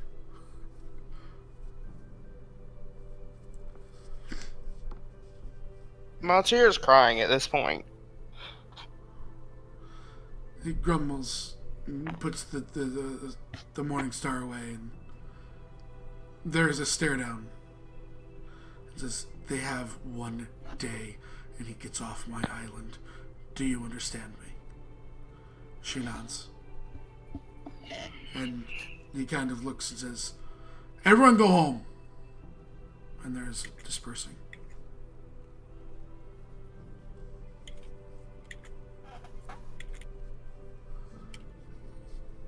This young, about 18-year-old female, blonde hair kind of done in braids, decently long, green eyes, very dressed in very modestly in terms of there's not a lot of wealth in this island. You looked at that and everyone else, and kind of one of these lanterns by her hip.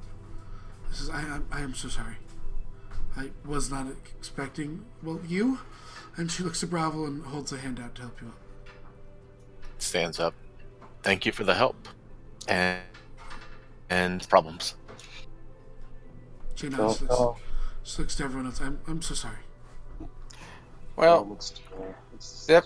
Definitely wouldn't consider this place a prime vacation spot, but he says jokingly with a grin. It's all right. Thank you for finally getting. No, thank you for offering your help to us. My name is Bravo. She holds out her hand. Lilani Hopper. Maltyr will walk over to her. I'm copying it because he's gonna ask it this. He will put his hand over his heart and bow to her. I thank you, ma'am.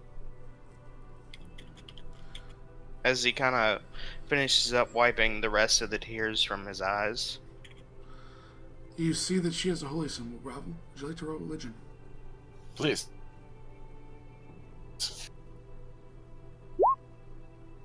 Like a boss you coming would. out of that. Out of the two intertwining bands of the holy symbol, you recognize this as you probably could have guessed anyway. She is a priestess, not a cleric, nor a paladin. You can tell that basically just she does not have the divine magic. She performs rites. of the twins. Okay.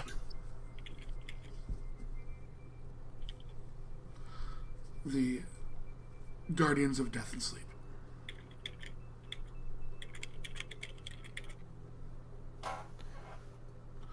She says, well, normally I would invite you for drinks and food, but I think that it might be safer, I cannot believe I'm saying this, to go to where the issues are. That might be safer, yes. Sounds like a plan to me. Maltyr will nod. She kind of lights the lantern on the chain. This time, much more just holding it instead of doing the rituals that they had, and begins to lead up to the north. She motions to the west. The 3 shrines. So the west is Seabreeze Point. To the east is Ashenvale Rest. But we are headed to the Obsidian Hill. Is there a difference between the 3 of them, or are they all? They're different families. Called Woodster. Why is it called Obsidian Hill? He's just asking. The halls are black, like obsidian. Okay. And she motions towards the west. Seabreeze Point is where most of our wind. She motions to the rain, falling in a west to east pattern, and slush. Not exactly creative. She chuckles, and she motions to the east. And Ashenvale Rest was is the newest of the 3. It was where Great Pyres used to be held. Why none to the south?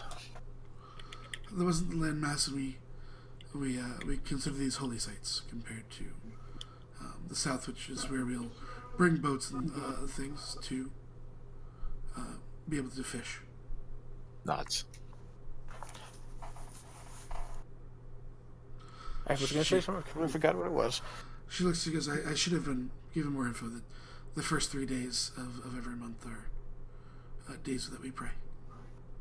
First in the west, then in the north, and tomorrow will be the east. The whole town shuts down. Maltyr nods. Hey, I'm just happy y'all didn't get the whole city didn't get dragged away by something. That's what I was starting to worry about.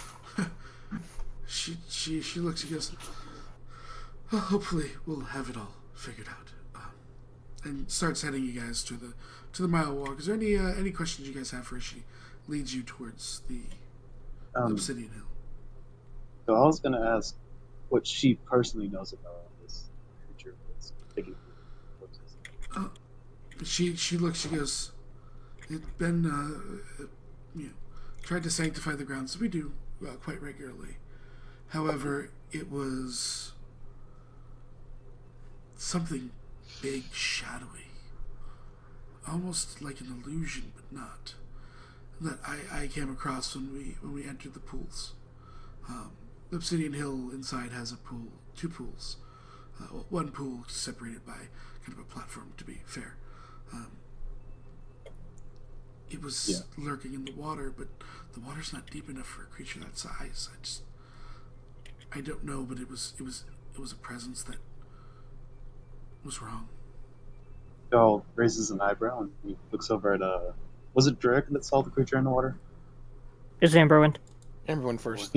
He looks at him and is that the thing we saw? Does that sound familiar? Looks sort of like a eel with hair growing off of it. She shakes. It was pretty much made of shadow itself. Well, that's not good.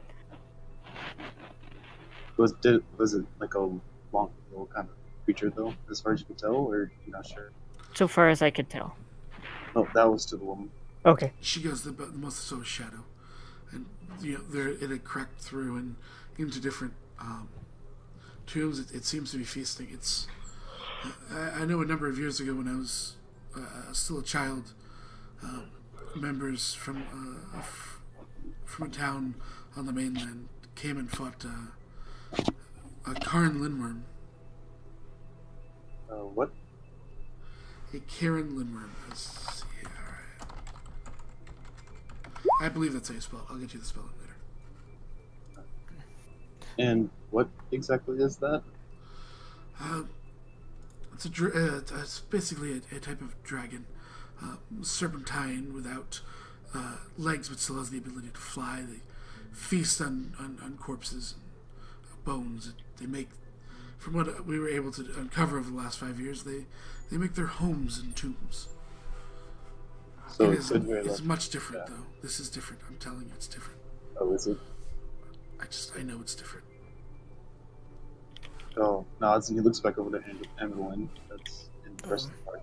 That's something to consider. Maltier will. I don't suppose I've heard of and know anything more about something like that. Amberwind will look to Lalani and say, "Were you here before when a Mr. Hero had come?" That was with Eleanor, yes.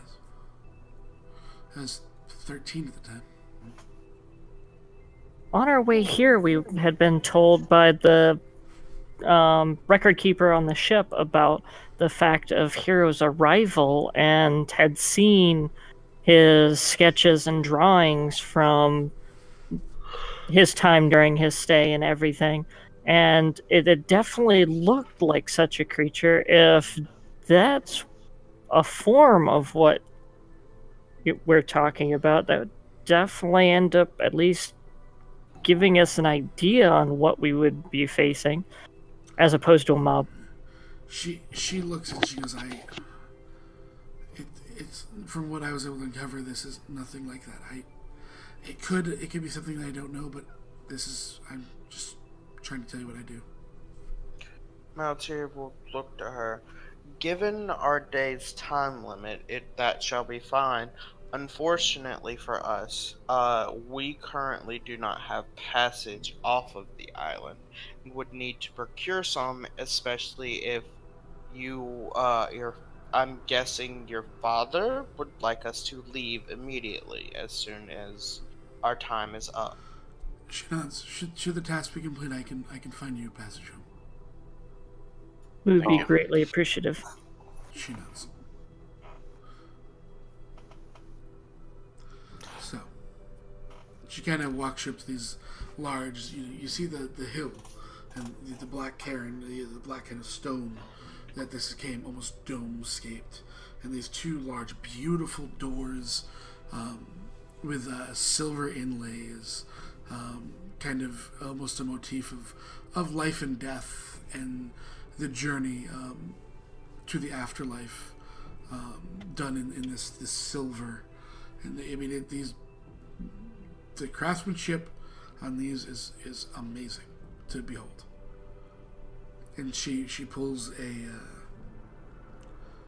she goes to pull her key out and then stops and pushes on the door as it kind of creaks open. Someone is here. I get the feeling that's not normal. No, these are locked. We bury people with their possessions and everything. I'll go first. Well, I think we'll take it from here. Thank you. She looks and she kind of, as you go says first, she steps in. Without a doubt, this is her. Hey, Bravo, you kind of get it. This is also her domain. Yeah. And I red box for a second. So, anyone else red boxing? Did Roll 20 just crash? Yes. Yeah, it just happened for me. Awesome. We get to the map part and then we crash. Yeah. Just so I'm you red know, box too. Sev, I have the dagger of warning. I don't know if that will come up at any point, other than give me advantage on initiative. But Which you have to be, I think, wielding. huh? So, you're gonna have to link the whole statistics to me. Hold on. I did put Cappy down to a. So, she walks in and again the same door is cracked open. You see multiple ways down, and she goes, "Whatever else is here,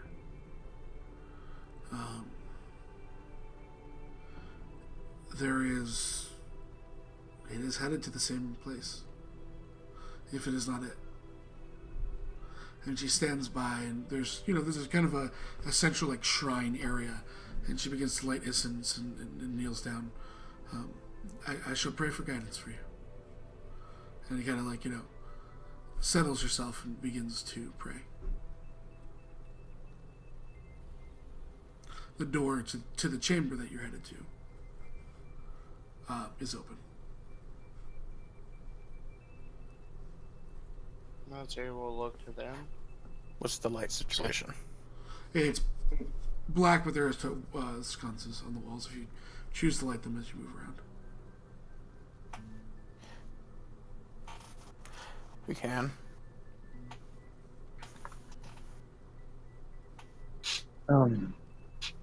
Cahal would probably have Rubble see if Rubble would agree to go in first because of dark vision. Yes. Sword out. All right. So Bravo is first. Military will be second. Okay. Cahal will go after Melzer, I guess. I guess I'll go somewhere after that because, I'll just keep a hand on Cahal for guidance, and then hold an action to cast light if something happens. Like, So Cahal's third, Durek fourth, and Amber fifth. Sounds good. All right. Cahal So will hold a hand on Melzer so he can also.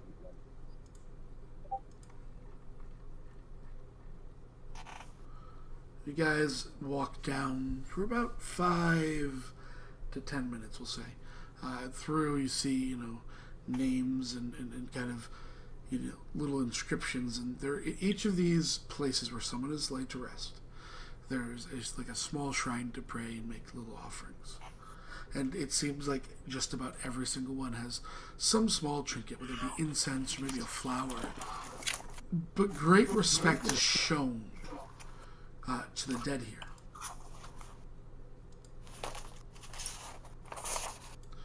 As we'll begin to... Yeah, so Bravo, you take this turn into, there is, you initially see a room as well as another kind of pathway.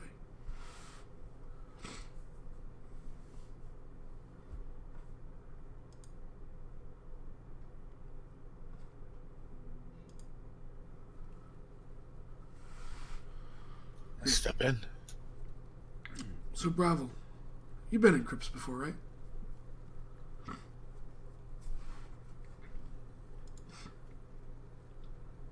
Fair to say? Once. There's not even dust here.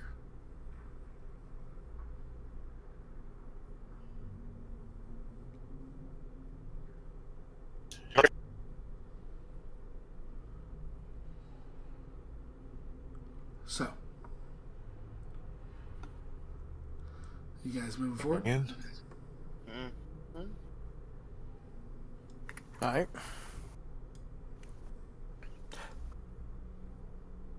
Are we lighting the wall sconces? I mean, I can. I'm pretty sure I have a tinderbox. Yes. Military does. There's, as you light the wall sconces, you go by. They start to light pretty easily too. Even with potentially having a pool here, it is so well taken care of that. Why is everyone backing? Wow, people are doing weird stuff. All right, we'll do this the quicker way. Because of time, we're already at 7. You gotta see as you move way through it.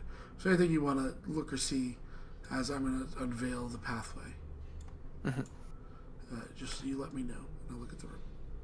Cahal, Amberwin, can you come up? To the Yep. You're also not believing that there is. That's just a wall. It would link to another thing, but I just had to put something there. Okay. Just so you guys realize that you couldn't go there. For anyone else's, do you just see a black screen? Are you scrolled all the way down? Refresh. Yeah, I'm all the way down. Yeah,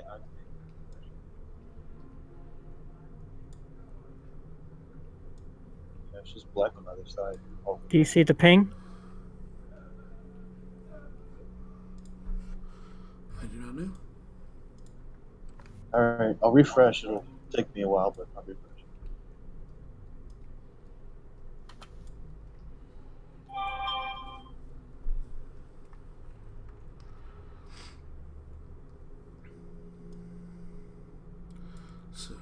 get this ready for stream as you guys move up. Bravo, you can hear the water from where you are. Okay. Also, give me a perception check. Yes, sir. Here, I'll do this. Okay. I have a pit in my stomach because this is the same map used for a different fight. Hey, Bravo. The water's really loud, man. Just really loud. Tink, tink, tink.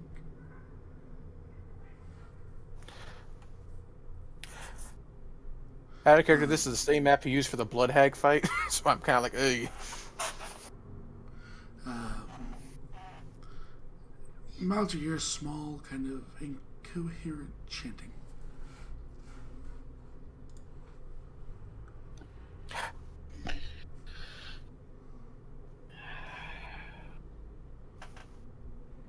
Maltair will look to Bravo, or because he can obviously feel Drake and Gahal's hands on his back, because they're the ones that said they had their hands on his back. Well, I thought we were. Well, are we lighting sconces? I thought we were lighting sconces. Yeah. Yeah, but eventually you're going to run into the sconces. Oh, okay. Then yeah. He goes, I hear chanting. That's not good. No, it's just not. Magical stuff going on, I assume. I would assume that we would probably need to or want to get to the source of the chanting really quickly, or we might be in trouble. And quietly.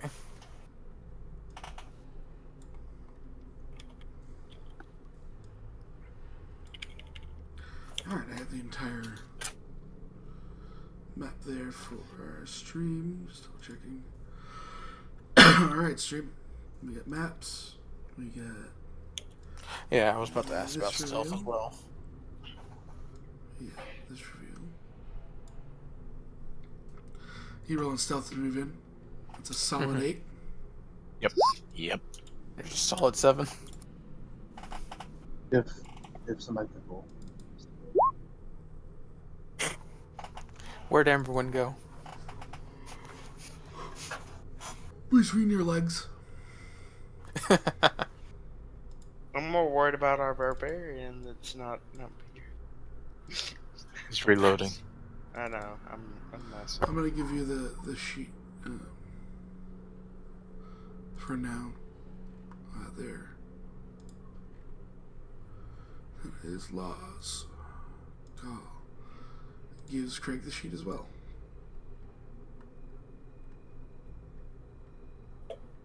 Make you do all the rolls, Craig. Maltair will. Well. Yeah, everyone, that looks good to me too. So, you can roll for a call. Okay. Just while he's reloading. 7's the lowest, right? So far, yeah. Oh, sorry. I didn't roll. I didn't know we all had to roll. My bad. I mean, you don't have to. If you want to go in, if you want to go in loud. Definitely gonna roll. Let's go for stealth as a rogue. You can go ahead and go ahead in front of us. Hey, Carl. Darwin, how you doing, man? All right. So, just waiting on call stealth. Rivali. This is a stealth mission. Barbarian throws bowling ball. Okay. Oh, nope, he's doing better than the. Drake begins nervously singing a she shanty. Yeah. As this show's already up. But you see what looks to be this massive, just hulking undead form look over towards you. Looks like an ogre as it just starts walking down this path towards you, as do the two zombies. That's not a dragon. No, it's better. I'd rather fight a zombie than a dragon. So, Yeah, me too. all right. We'll start rolling things in. It's 11. This one gets a 16. This buddy gets a 15. They're gonna go like right near each other. Cool. You guys all in turn order. Oh, the snubby nose is killing me right now, guys. So glad I'm not gonna have to talk much for the next game. Sit there and watch. Get some questions.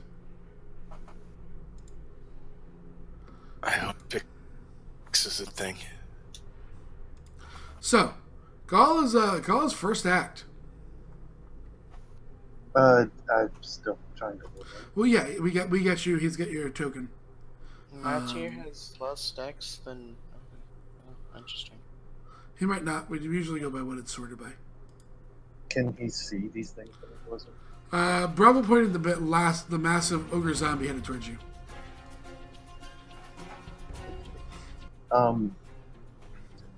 Do they have hostile intent? Like, is that obvious? They're lumbering towards you, at least.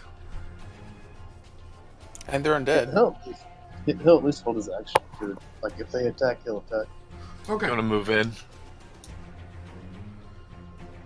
gonna stay up here. Okay. Bravo. I'm going to move forward and say, hello?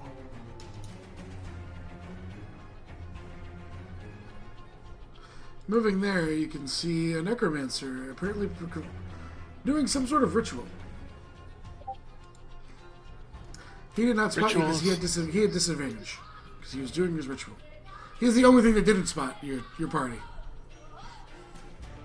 Hey, we did something.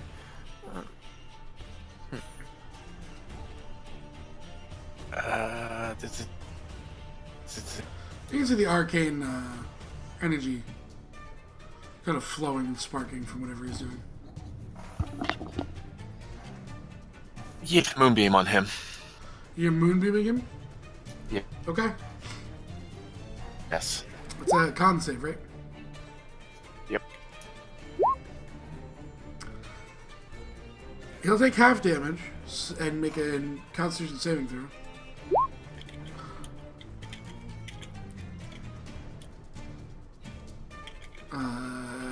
So there'll be 7 damage. And at an advantage, he does pass his ritual. The ritual keeps going. Okay. You hear, like, he doesn't stop to speak to you, he's continuing to chant.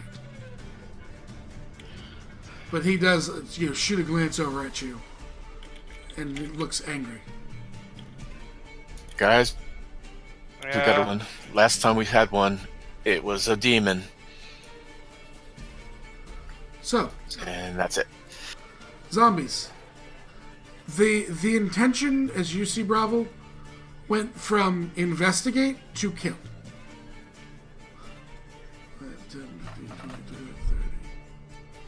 So he's gonna double move. He just goes trudging through the shallow water and double moves to get to you. Okay. It's only like 5 feet of water.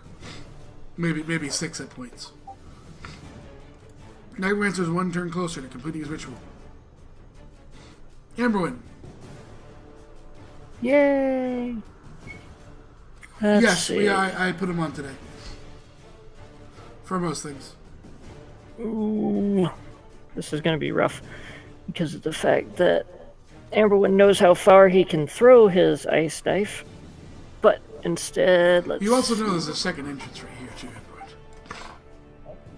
which would definitely be closer. Bravo says, the pool's not really deep, guys. And plus, I have a lot more range for another spell anyway. 10 that way, and 15 this way. We can get over behind these. And I can Moonbeam on the Necromancer. Okay, he'll make another pair of con saves. Really gave him Warcaster.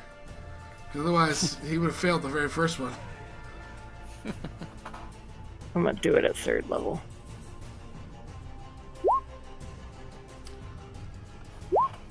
He will pass, and then I believe he passes because it's what, 24, 12? Yes, 12. So he passed the con save too. Keeps going in the ritual. But takes 12 points of damage, and he looks at the other thing. Is now another boom of moonlight is just searing his, flesh.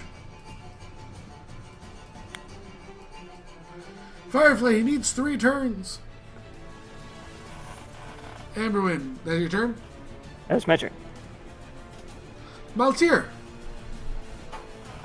Maltier is going to use his bonus action to dash because he can. With one of his features. I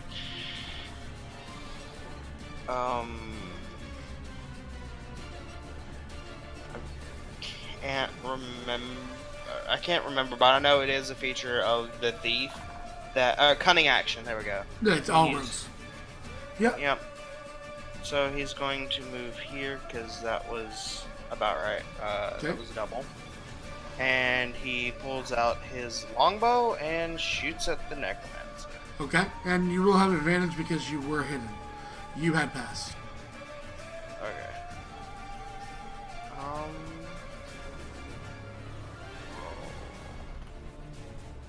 Longbow. That hits. 7, and Let's see. then...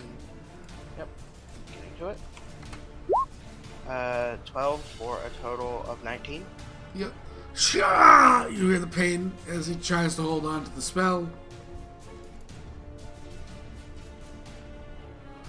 And, so it's still DC 10.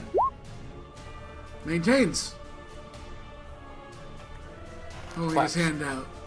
The blood and sweat pouring from his face. Drevik. Yes, I would like to move. Actually, hold on. Let me read. 60. Okay. I'm going to move 25 feet to get there, and then I will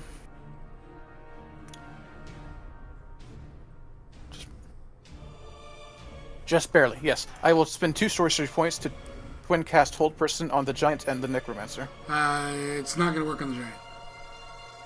But you spend your thing anyways. And I will attempt to... Okay. What's your DC? 16. 16, and it's a wisdom save? Yes, sir. Well, he actually is somewhat decent at this. Until now. Yes. So, something's going to happen. He can no longer chant because all his muscles tighten. Mm-hmm. You see the arcane glyph in front of him shatter. Too bad. And shadow starts to coalesce in front of him. And it will use its held action as it appears.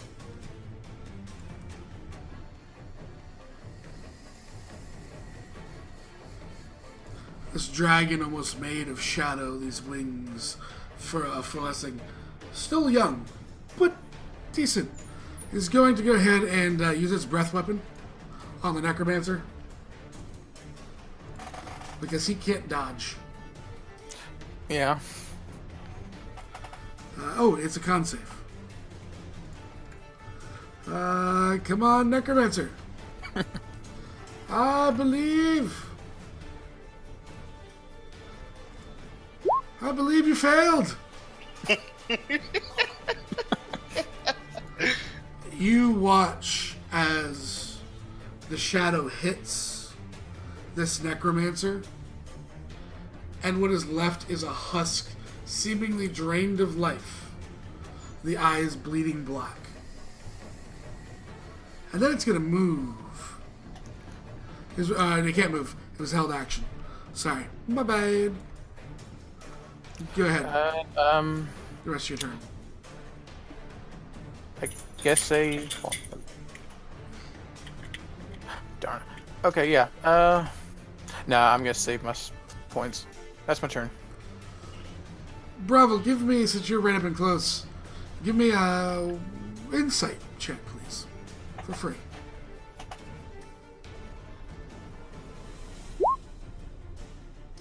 Before they were, when you had attacked, he was trying basically to grab you, grapple. There's no control left. They are now feral undead upon the passing of the necromancer.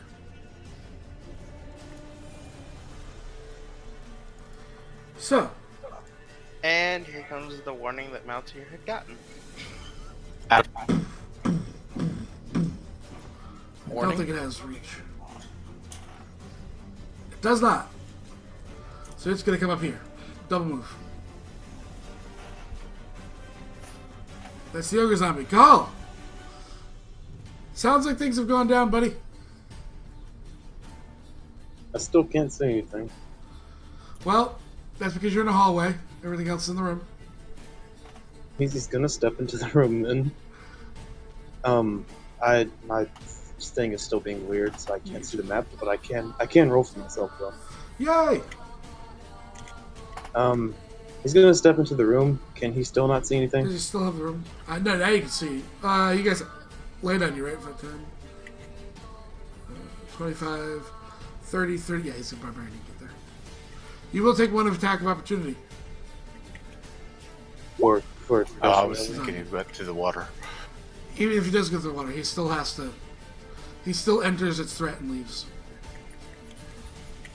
He'd rage. There's walls right here, probably.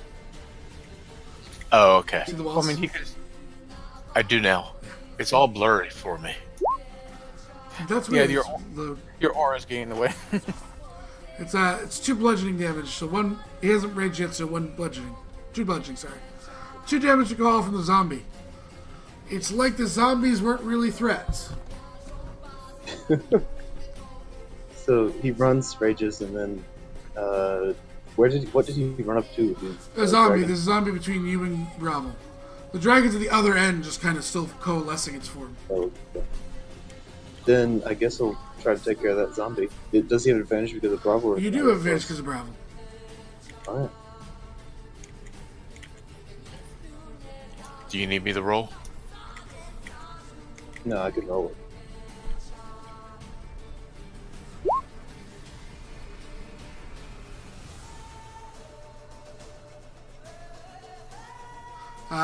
Those are both hit. It's a zombie, guys. It has an AC under 10. So that's 50 damage. The first one would kill it. Let's see. I gotta look at, because they have the undead fortitude thing. So, was it radiant or critical? So, the first one is a DC con save of 9. The second one is a DC con save of 31, so nat 20 or go home.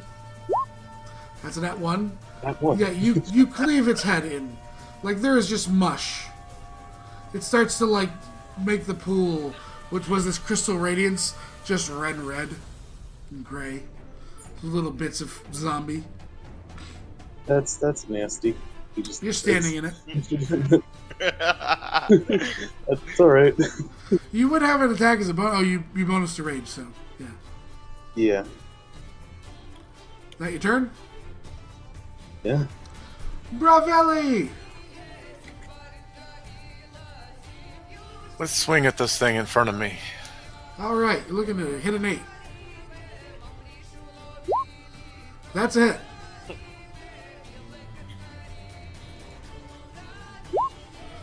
Still up. That 12 is a hit. It's actually still up. Ouch. I can't move the boom beam. That's an action. Yep. I'm done. So, it's gonna. I imagine you're just here all by yourself, but then there's this lovely Bravo. Yeah,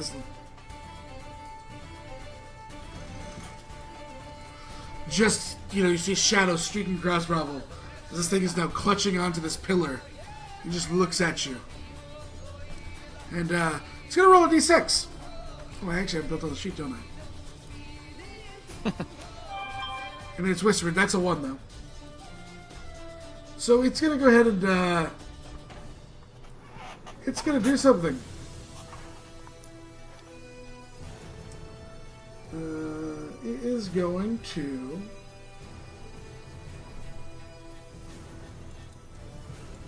It's gonna see your aura, and it's gonna create an aura of its own. Faded out. What's that? You faded out. What did you? It's gonna create its own aura. Okay. Just gonna double check the range and stuff. Okay.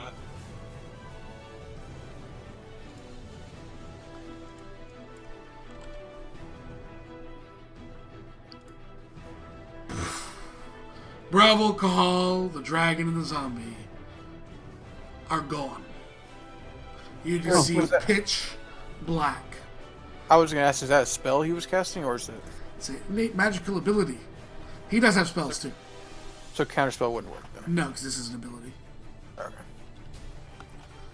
Bravo, it is complete pitch black.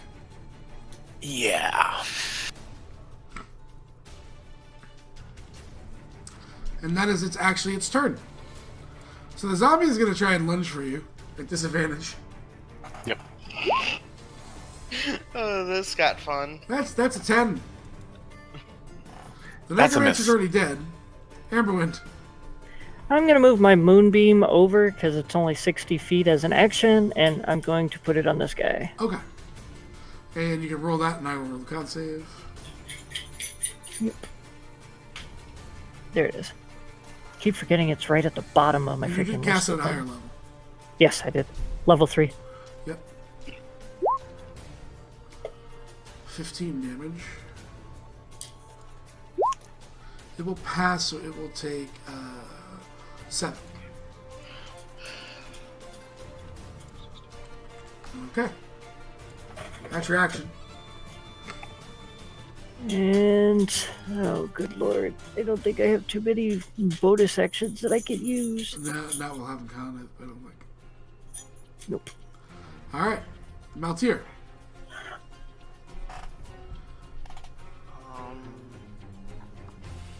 Yeah.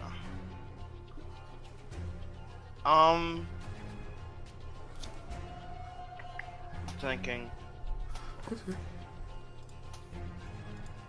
Alright, yeah, I'm gonna at least use my bonus action to dash. Seems like a good call. Gonna dash here. So that way he has LOS. And then can I still roll to hide? You are pretty much out in the open at this point. Okay, cool. He's just going to launch a bolt at the behemoth thing. The ogre, yep. It's an undead ogre zombie. Mm-hmm. You know, all the good things. All the good things that come to those who raise the undead. 22's a hit. Sweet. You do get sneak attack because of Right. allies within 5 feet. I do? Mm-hmm. Yep. Alright, sweet. So... 14. 14? Shoo! Just hits into it. Doesn't really seem to even really notice. Mm-hmm. So that is your turn. Druick. You know, I've never used this spell before in combat. I'm going to cast Magic Missile at 3rd level on the Okay. ogre zombie. Alright. Let's see if I... Oh. That's... Sure. I rolled it. Okay, that's a 1 bolt. Yeah, so roll it 2 more times. For at a first level. But at 3rd level, so 2 more after yes, that? 2 more after that. That's 8, 10, 15. Jarek just the hand up from one bolt from each of his fingers as they swirl and impact the center of the zombie. Bits of flesh getting scattered. Cahal, through the darkness, you get hit in the back of the head by a piece of ogre flesh. Oh, that's And It's just you're in line, man. It's clinging to the back of your hair. I need to remember how many sorcery points this costs. Nah, I won't do that. That's my turn then. All right, the ogre zombie. He likes to smash. Sure. You're bigger, so he's That's gonna fair. swing at you. It beats not the very 16 smart. Oh yeah, Yeah, that's gonna that hit. hits. That hits no matter what I do. Whack! Just a thud. For the morning star, I think it only gets one attack, right? Yeah. Okay. Oh, it's a morning star. Yeah. Yeah. There's holes in your gear. Call. all I can see is pitch black, right? Yeah. You have no clue where anyone is. So it's pretty accurate to what I see on screen right now. Yeah. I mean, you're just you know that you know you're in the zone. You don't know where's who. Okay. Just out of curiosity, what did he see in front of Bravo? Like, what was Bravo attacking before? Bravo was attacking on a ledge, a zombie. Oh, okay. I guess he'll hold an action. If something attacks him, he'll attack him. Okay, that's fair. Bravo. Because he doesn't know what to do.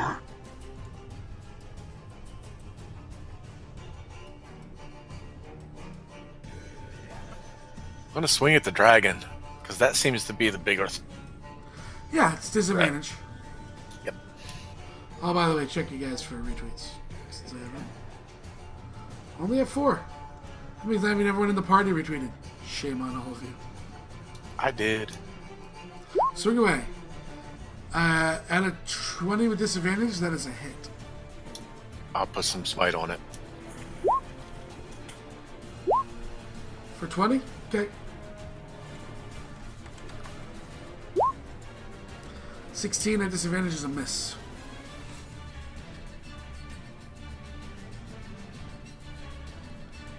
Anything else? Gosh. What? I didn't hear what you said. Alcoholic. Could use. You're breaking up, your mic's in and out. I think he says Kahal, I can use some help. Somewhere in the darkness, call your help! I was just like, okay. Alright, gonna roll that sweet D6.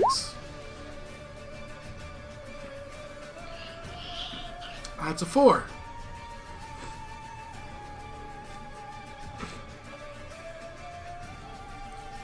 Oh, yeah, all at advantage. Oh God. Bite. Claws. Claws. And then... I'll go with the tail, not the wings. What's your AC, Bravo? 20. Alright, all of them hit you except for the tail. Okay. It's 31 points of damage. As it bites down on you and then dish, dish, just pulls and just tries to pull. What's up? How many hits? 3 hits. 31 damage. You pass all of these, each are 10. That's.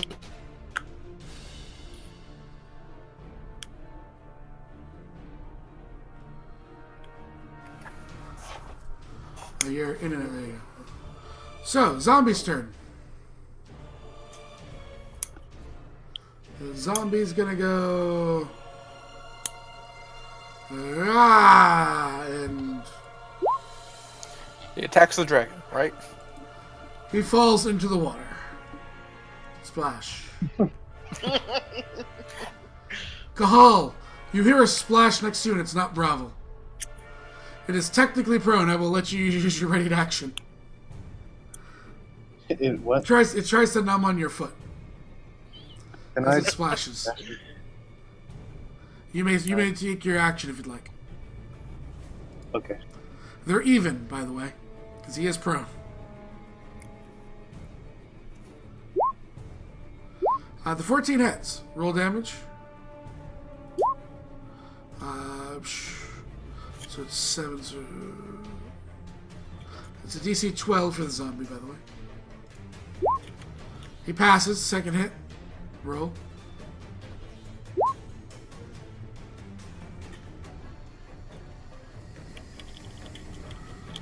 So it's a DC 19. It's still alive. Undead Fortitude. Call. You feel a small bite on the boot, on your right boot. All right. It is gonna numb on that boot. Amberwin. No. Alrighty, and does Moonbeam hit again? Yes. Because of the start of turn. Yep. Alrighty. I will have the Moonbeam damage hit, and So it'll be from 19, so 9.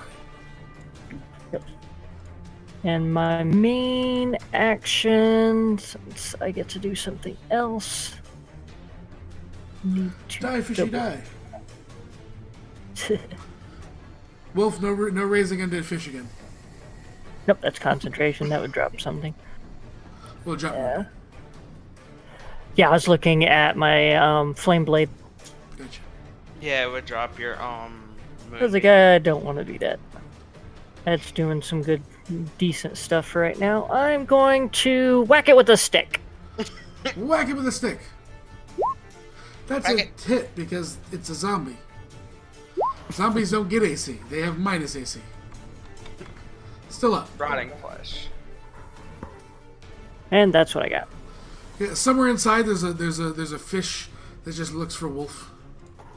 Maltier. Says it's not over, Wolf. Yeah, gonna just.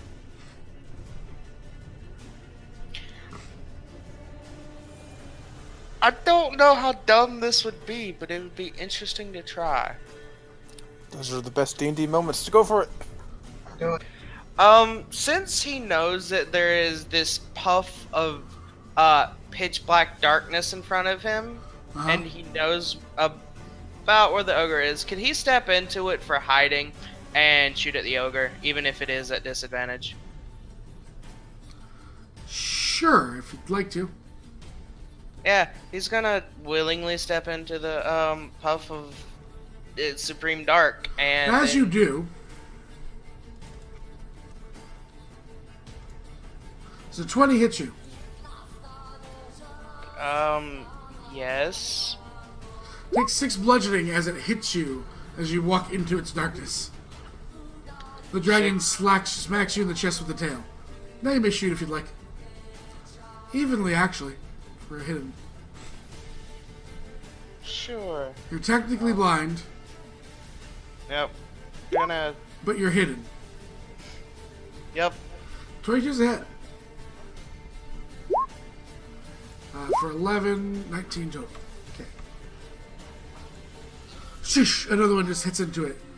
You don't hear your party scream, and you didn't hear it clink off a wall, so you're pretty sure you hit it. Or you might have shot Gahal. You're not sure. Alright. Druid. Yeah, I'm just going to shocking grasp the zombie. Okay. For Yes, you are. Roll damage. So, Amber, you line up your shot, you hit the ogre, you tear flesh off, you're like, I'm strong! As Drake is reaching out, the lightning spark out of his fist, he catches the staff, and you take 21 points of damage. As you're electrocuted, you get the hair fizzling out. Everybody's like, ah! And 21? yeah, when you not one in crit, I do a little damage. Oh. Instead of doubling damage on every crit fail. Oh my. It's the unfortunate. It's like the super unfortunate circumstance. Oh my god. Amber, your hair may be frizzly for like a day or two. Which, since he's a druid anyway, it's usually frizzly anyway. Yeah, but it's a little more. You get volume, man.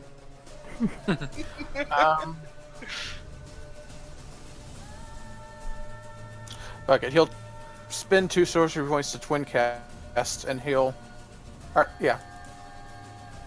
And then shoot a magic missile at first level at the thing. So you're spending 2 2 for quicken spell. quicken. Okay, you said twin. That's why I was. Okay, sorry. Yeah, no, that makes sense. I was just making sure the math was right. Yep. So there you go. So that is a total of 10. And that's my turn. It is still up. I believe Ah, The ogres have a lot of health, man.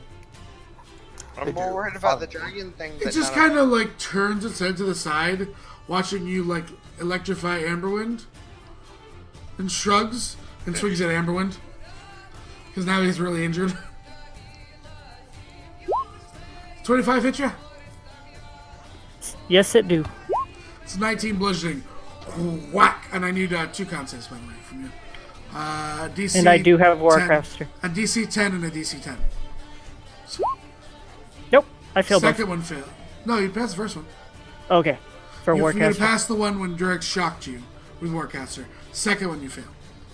Okay, so it is dropped. So Moonbeam has dropped, yep. Alright. That's the Ogre's Army, it's everything you do. Gahal! Something is still nibbling on your toes. Does he know the general direction? Like, It's can he between follow? your legs. Don't No, that come one. on. I'm talking Gravel about- cried out, and then there was a splash. All that happening at the same time. You could spend your action to try and perception. Does he at least know the direction, the general direction of Bravel's voice, or trying to perception? Somewhere deeper in the thing, like, somewhere in front of your field of vision. Okay, then I'm gonna try to bat at this thing nibbling his foot then. Swing away. You don't that one.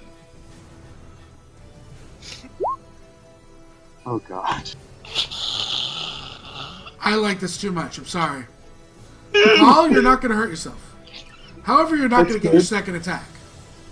Okay. Amber, you kind of like pull yourself back up from being embedded in the ground. Mm-hmm. And you look, as you're perfectly at the line to see underneath, between the ogre's legs, that stands in the water. And from the darkness, you just see a spinning great axe, like it was thrown underhand through the legs, come and it impacts the ogre in the shoulder, not dealing any damage. Just gets wedged up there, and then calls like, "My axe!" Why are you trying to hit me with an axe? I'm not trying to.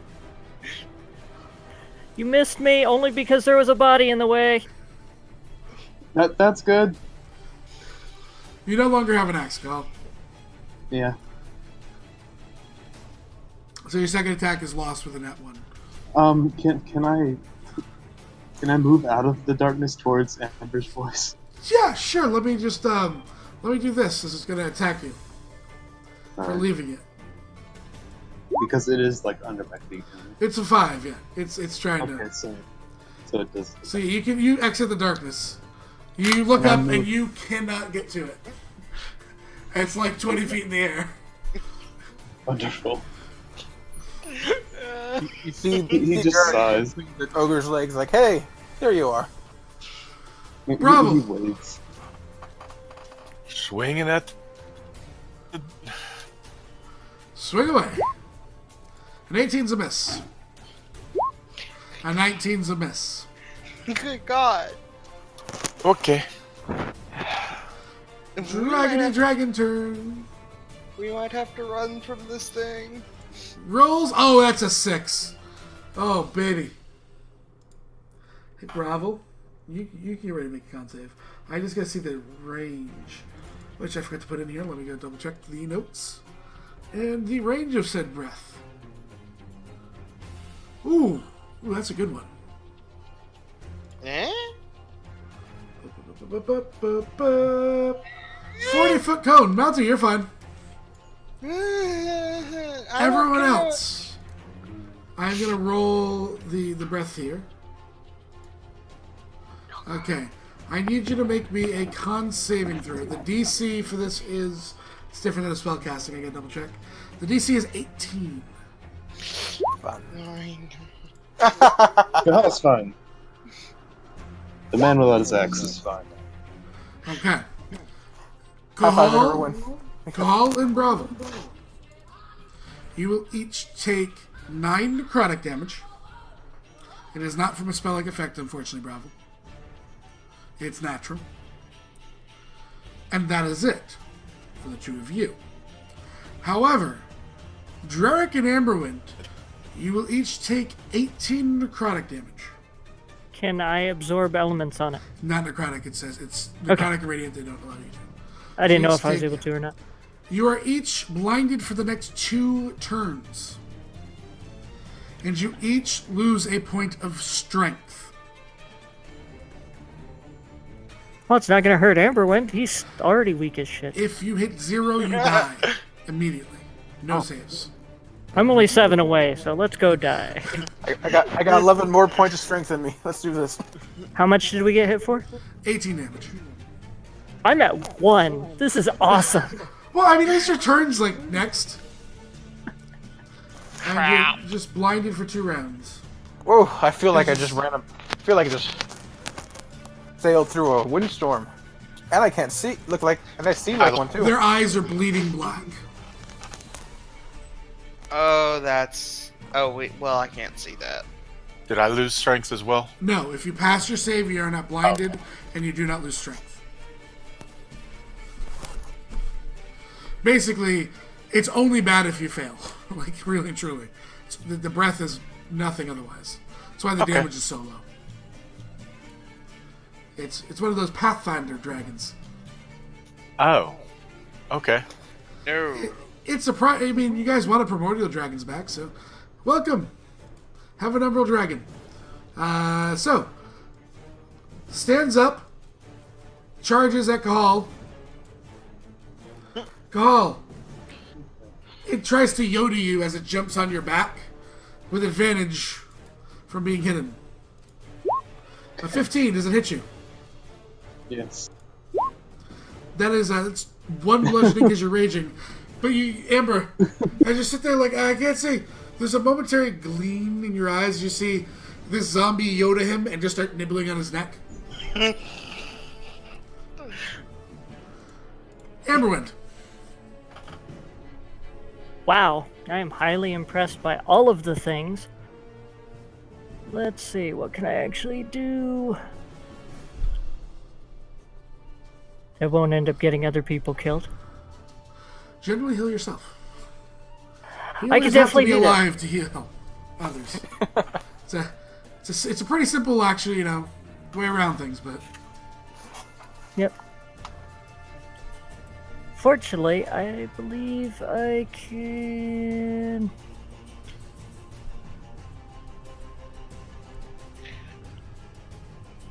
well, you can cure wounds and summer bomb, can't you? Yes, I can, because it's a bonus action and it's a class feature. Back up.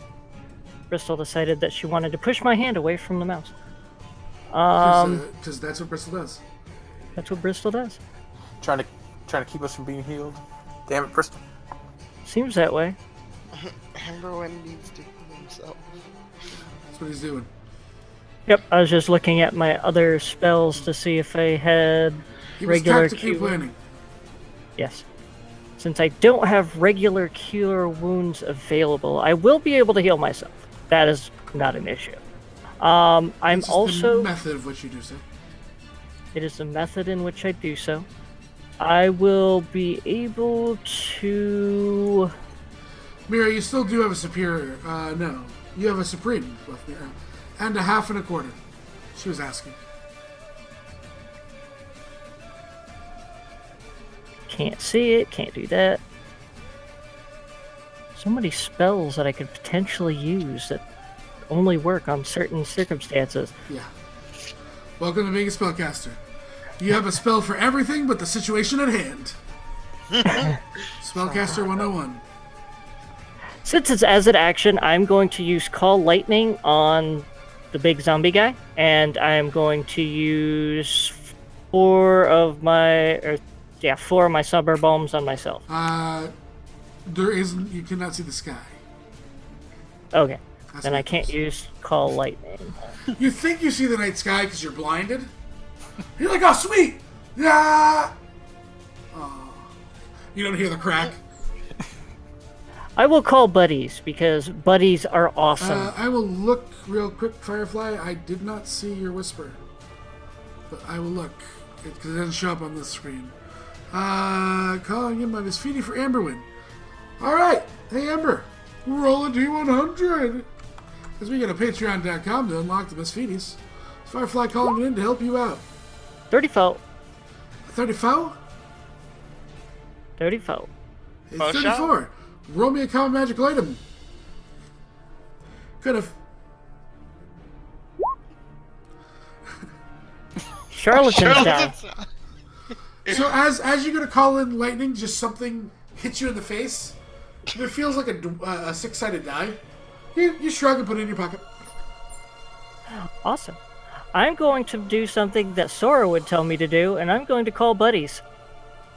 You did use your action attempting to call lightning. Okay. You don't use the spell slot when the spell fails because of situations, but you do use your action. Okay. All right. And then I will do the Summer Balm with my bonus action. Yep, on yourself. So that is done. We'll go to Meltier.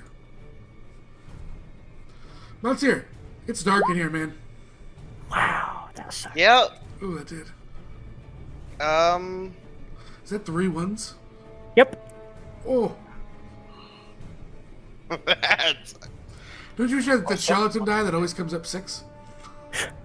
Maltier still cannot see, Nope. but You firing anyways? You just firing a second arrow on the line? yep. Alright. Unlike us, your blindness is self-imposed. Yes. Alright, roll a shot. Okay. 1, 2, 3, 4, 5. Roll a d5. Amber, you're 1. Dirk, 2. Ogre's 3. Cahal's 4. And Zombie is 5. As people have moved around. 3, hit your target at least. Roll damage. Yes. At least. It's 4 piercing. You technically get sneak attack, yes. So 15. So I will roll a con save. For undead fortitude. Somehow you wedge the axe in there deeper, Oh god. but it remains undead. Like half of its head is now like moving sideways. You just keep shooting the axe to kill this thing. Anything else, Maltier? No, I think that's about it. All right, Druric. You are blind, good sir. Yep, I'm swearing in Draconic as I'm like waving my hands around in front of me. You hear a trying chuckle in Draconic. It says, right to the south! Fire to the south! In Draconic. I'm sorry, I'm trying to be serious. That caught me off guard. It can see all of you! I know. I know, but just the fact that I don't know. Yeah, waving around in front of me towards the ogre, trying to shock and grasp it. Do I have it even because of how? No, because you're blind, and he doesn't have a weapon. Fair enough. And he's technically being grappled by a zombie trying to bite his neck. Nibble. You are gonna have the hickey of all hickeys call to return to Rose with. 11? An 11's actually a hit. Cahal has For quite 9. the story to tell to Rose. Alright, it will make its con save. It will just make its con save God bless it. by 1. And then I will drink a healing potion as a bonus action. Alright. Ogre 44. zombie. Yeah, 44 plus 4. There's a Cahal, there's an Amber, there's a Dreric. He's got D3 to be mad at. Actually, he's got a D2. 2 if you can't see him. 2. Well, Amber, I said you were 1 this round, so. 17, Dreric.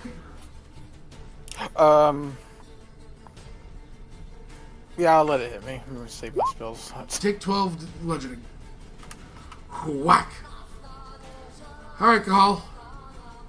I'm still raged, so You are technically because you threw your axe at it and hit the ogre. And you were So, attacked can I- by the zombie on your back. can I make Master a strength zombie. check? Can What I do make you- a strength check at advantage to rip this zombie's head off? The one on you? Yeah, I'd like Sure. get it off my neck. So what I rip will it. do, so this is what I'll do. I will give you a strength check at advantage. Okay? the DC for it will be the same calculation based on what you roll on your strength check. So it'll basically be damage. That's a natural 20. So as I said, no, hold on, and this is what I want to explain to you. As I said, I will use the same mechanic. All right. Undead Fortitude does not come into play when you crit. So, without rolling the strength, the saving throw, Kahal just turns over and grabs Yoda off his back, out of the burlap sack that you're not sure how it got there, and he just tears it apart. He swings the spinal cord around with the zombie's head still smashing before he just throws it and smashes against the wall. Kahal is angry, ladies and gentlemen. Kahal is angry. Yep. There you go. That's your action. All right. That's it. All right, Bravo. Swing at the dragon. All right. That's a miss. That's also a miss. On a 12. Potion. Anything else? Potion? Potion. A 28. Nice. Rumble Dragon turn. Rolls the recharge. That's a 4. Oh, does he? No. Does he that? No. No, he's just going to go full on you. At advantage. Yep. That's a crit. That's a crit. That's a 24. And that's a 21. All on Bravo. Oh. Crit 24, 21. All hit. I will get you some damage here in just a second. 11 plus.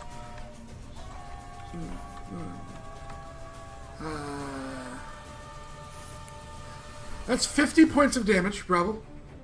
Still as you are up. torn into. And on a crit, because one of the crits is on a bite, make me a con save.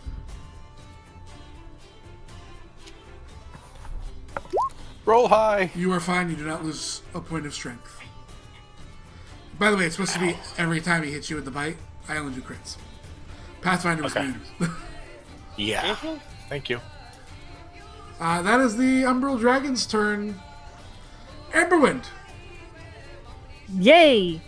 I'm still blind. I still can't Yep, do you will much. be blind. This is your... After this turn. When this turn's over, you'll automatically resolve. Yay!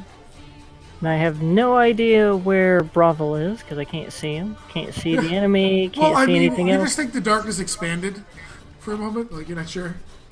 You didn't even see Kahal's amazing zombie kill? No one did? Yeah, Kahal, you have no witnesses to that. Oh, buddy. Yeah. I'm so sorry. It's alright. He will still try to convince people that he did that. The dragon says in common. Good. That was pretty cool. I'll give it to you. Carl looks at the dragon. Thank you. You look back into blackness. Oh, okay. Go ahead, Amber. I think I'm gonna have to heal myself, because Sober Bulb I could do as a bonus action. Yeah. I can Healing Word as a regular action, so I'm like, I'm gonna have to. Do you know that official D&D you can't use a bonus action as an action? Pure book rules? That's terrible. That is terrible. Yeah, but go ahead. I wonder why they did it that way. Dude, Pathfinder opens. You can do a lot of detailed character build. There's a lot of crazy stuff at higher levels. But it is also pretty mean. Like, if a DM wants to kill you, the rabbit in the field has some, like, amazing one-hit kill move. Actually, I'm gonna Healing Spirit on myself with the Summer Bomb. Okay. That way I have it summoned. Continual healing. Oh, yeah. Did you say a rabbit? Yeah. Rabbits are, like, super nasty Pathfinder. I'm gonna do it at level 4. They have Meteor Swarm. Everyone's packed to them. You're breaking my head right now, Sev, because I'm picturing like a tiny little bunny rabbit. Yeah. Yeah. Pathfinder was. Dang. Oof. I need a drink. There actually is a rabbit creature. I can't remember its name. Looks like a tiny little rabbit, and it has a Meteor Swarm. It's got like 200 and something hit points in Pathfinder, yeah. It's a demon, or something like that. It's a demon or an outsider. Okay. No, but it That is. makes more It is that sense. little rabbit sitting in the middle of the field. Can Meteor Swarm you? Well, I mean, it being a demon makes more sense than just like, oh, it's a rabbit. But it is. It's a rabbit demon. It's a cute little bud. Oh God, what's that? Anything else, everyone? Nope. And I have actually used demon rabbits and squirrels and stuff like that when I've DM'd before. Because Alright, people would that's be it. like, oh, it's so cute, and then all of a sudden bite and be able to crit people. So as the the healing spirit comes down and kind of radiates in that square, the blackness, the bleeding from your eyes stops. You go, "Hey, he's still alive." That's still black. I can see. All right, Maltier. Isn't that rabbit also able to, if it crits, it like automatically takes off your head? There's a bunch of stuff for you. It's... Yeah. He's gonna step. Yeah, he's gonna have to take it. He's gonna step back out of the shadow. Of course, it's gonna whack you with the tail of the mage. How about this? What if can I use my bonus action to disengage? You could have before you moved. Okay, fair enough. Fair enough. 8 damage. Okay, that's okay. I'll take 8. And I'm gonna shoot at the ogre. Okay.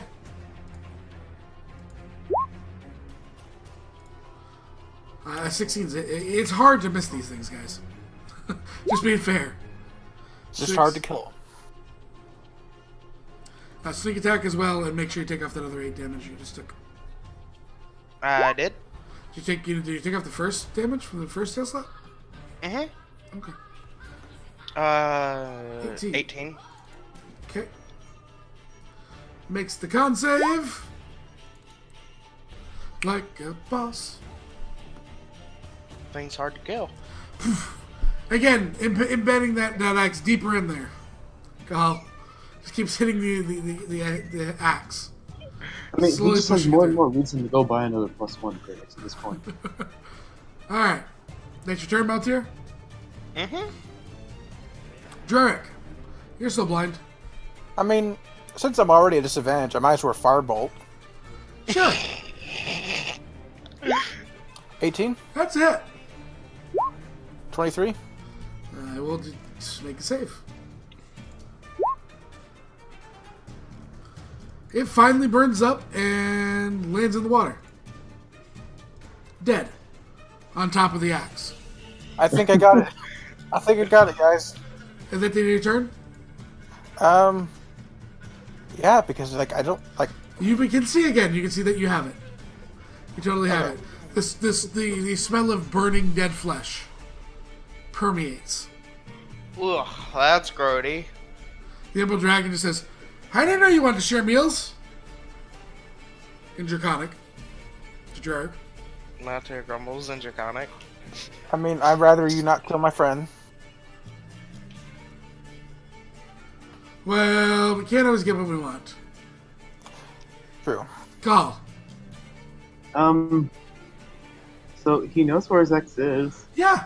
but Yes. If you spend your action to get it, you can retrieve it. That's shouldering the zombie, rolling it over. I mean, it was killed from the front with a blast of energy. It's gonna fall backwards. I'm sorry. yeah. Wait, straight on to him? No, it just fell in its No. square. Yeah, he's gonna go and get his ex. Where did it come from? Where did it go? Where did it come from? Cat and Eye Dragon? What? I beat you, Josh. He's gonna go get his ex. Alright, so you take your action, get your axe. That's your Yep. turn? Yep. Okay. Brovelli. Swing. Swing. 21's a hit. Divine. You've made purchase. At 4. At 4? That what you said? Divine can't go above a certain amount of dice. Let me just double check. I can't remember if it's 3rd level you can cast up to. I think it's 3rd. You can Yeah. use it then. Use the 4th level That's- slate. All I have is 3rd. 3rd? Okay, so yeah, 5d8. Go ahead.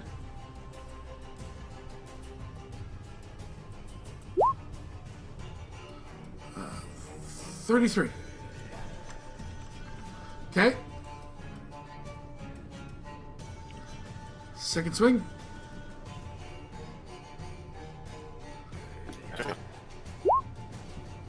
Oh, Oof.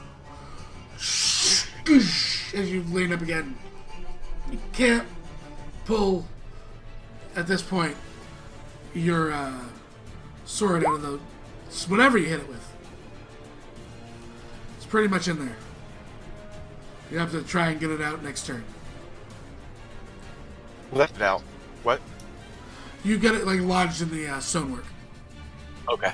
You didn't lose it, it's just lodged in the stonework based on where you guys are. So, the recharge. Nope. Hi, Bravo.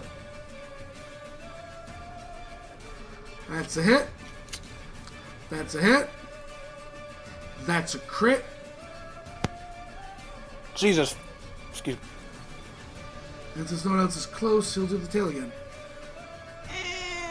That is not a hit. That's true. Bravo. 1, 2, crit. Mick Critterson.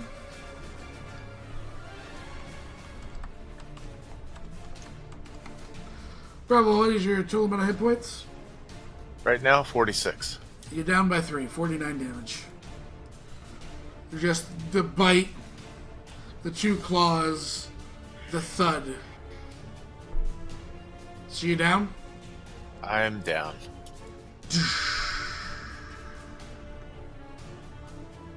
Colin Melter, you've been absorbed by darkness. Amber. Groovy! And I don't imagine that anything that I could actually use would actually help in this situation.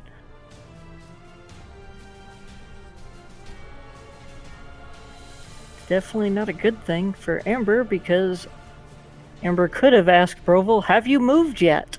And been able to move the healing spirit, but now he can't do that. Seb, did you say something to me? Somebody came into my room. Yes, you've been absorbed by black darkness. Again? Okay. Yeah, again.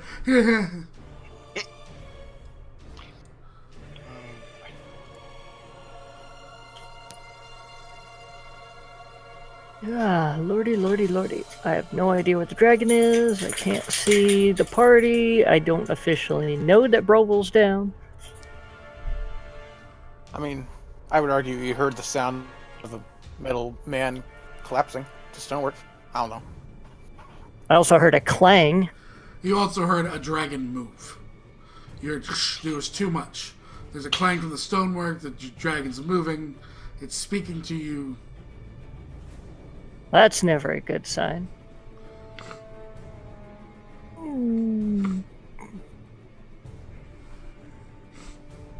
Jesus.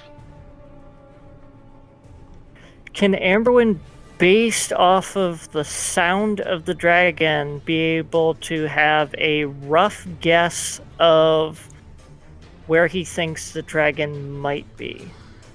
I mean, it's getting closer towards you. I mean, you can see the edge. You have a basic guess without a roll, but you're not.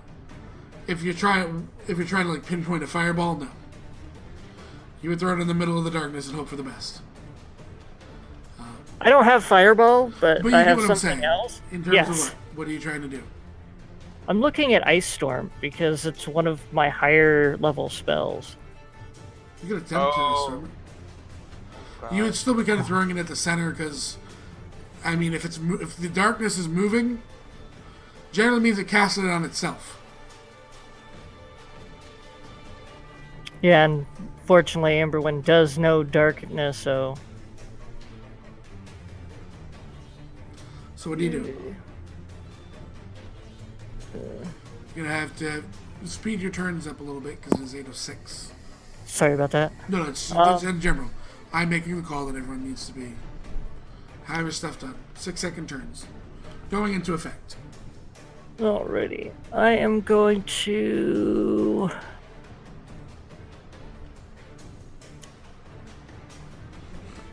Crap. I'm going to try to see Make if... me a con save. Okay. You're going to crap. There you go. Sorry I was there, man. I had to take it.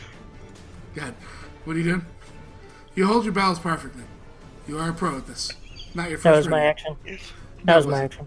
What are you doing now? I legitimately can't think of anything that would be helpful at all to do. You can hold your turn hold your action in terms of healing someone if they get hurt that you can see. I wouldn't be able to see him anyway.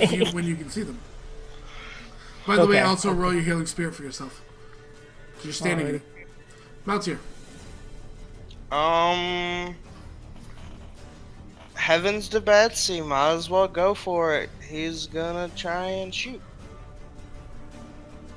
Because that's about all I can do. Hold on, let me keep track of my arrow.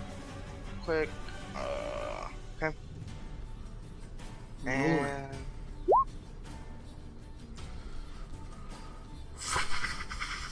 Ting. Nothing. Yep. Anything else? Bonus action to disengage, and then Sure. he's going to move out of the circle. Okay. Drek. Thank God you did that, because I was going to feel kind of bad about this. I'm going to aim a fireball right here. It would have missed everyone except for the dragon and Maltier based on the 20-foot radius, but So you're That's aiming what it right here? no. Right here.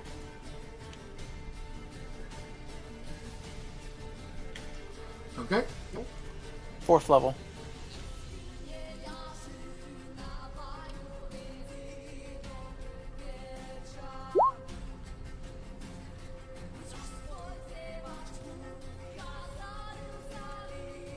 Oh, if I would have made the save, I could have took more damage. Yeah, that's what I was out of character hoping for, but I'm just glad you moved. So 36 is 18, so 18 damage.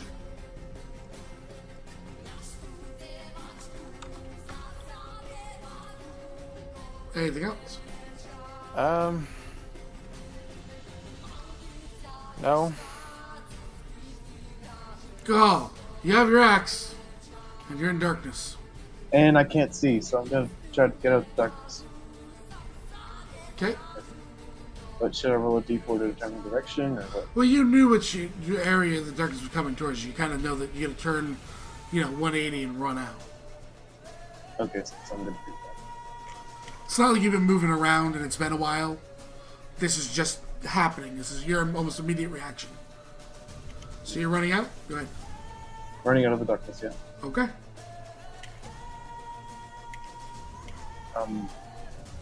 What can he see after that? Just a bunch of darkness and nothing, basically? Yeah, so you step out, it's going to make an attack on you.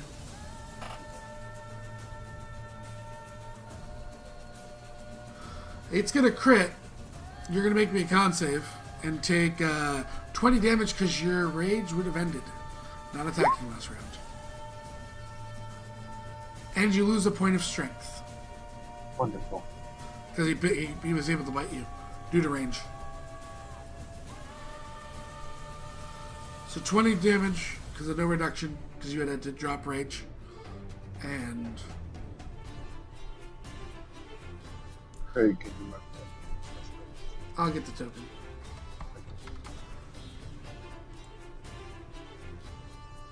Alright. Is that it? So, but he can't see anyone else? He You're just- standing next to Amberwind Oh, okay. and Drerick. One might say you've clustered very nicely. Wonderful.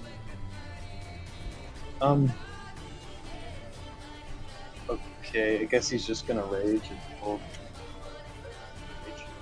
Okay. Wait, can I hold my action? I don't know. Yeah, you haven't used it. Okay. I guess I'll rage and hold my action for something. Okay. Like if it attacks me, I'll attack it. Alright. Bravo, death save.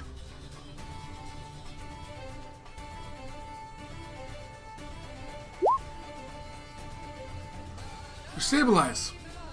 Okay. Humble Dragon. Let's roll that. Does not get that one back.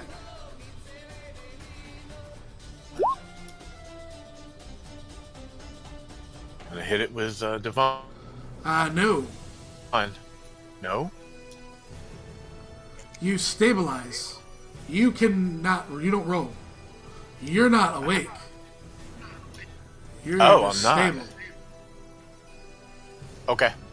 You don't have to roll death saves.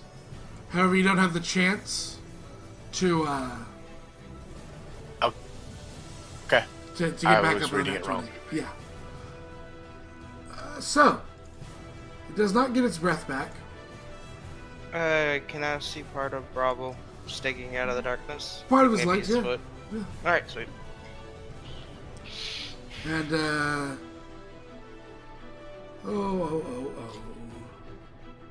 So that could be him, and him. All of them, okay. So, Jarek. Mm-hmm. What's your AC? 16 before shield. Hits you. I try to shield. Shield you need to be... Oh, I can actually read it right here. Huh? Very much first protects you until the start of next turn. You plus 5, including against the triggering attack, and you take the damage. So the trigger is when you take damage. Okay. Not when you have to see it. So Yeah. then claw to Cahal. Both will hit. Okay. In mine hit. You'll take no. It will just by one. Call that is 9 damage. What did it attack me with? Is that- Claw. Can I attack back? Yeah, at disadvantage. Okay. Make both attacks if you'd like. Submit a crit. Double crit. 17. Planks.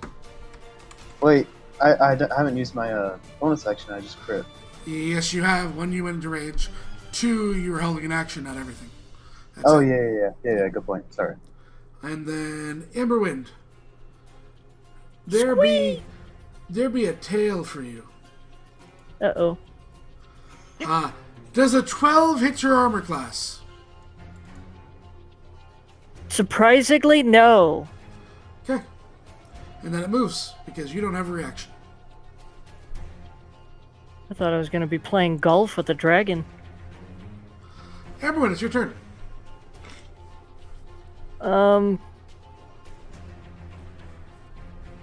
Since I don't know where anything is, and I'm in a circle of darkness, I'm going to try to go back towards the hallway for the moment and see if I Alright. can manage to get... Sure, you Somewhere know out. you know the way about it. Yep. Go ahead and roll me. You would run out of it first. So put your thing. Roll me a D100. Don't roll like below a 10. Gee, thanks, Sav. You do not 72. accidentally tap Derek on the way out. Running through his legs. Yeah, no. But you make it out and you see darkness enveloping the hall.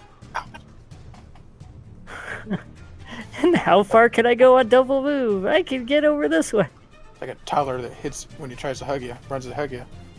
Oh! Boop, boop, boop, boop. Okay. That's everyone's turn. Maltier. Maltier was gonna go on, like, the dragon moved, but he kind of assumes he knows about where Brabble is. He's going to, hold on, first let me count that.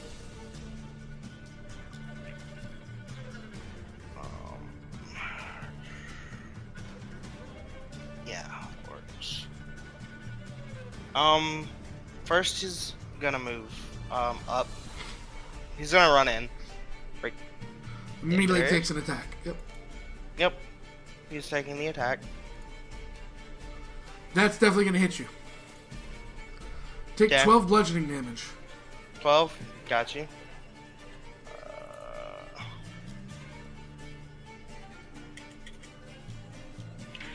And then he's going to try and grab Bravo's feet and pull him out.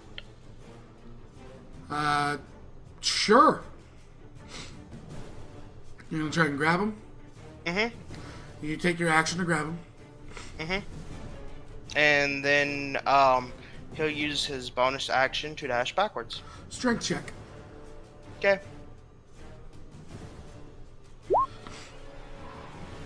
You can get him on your shoulder, but you've dragged him onto your spot. You can't. I mean, you can probably move 5 feet.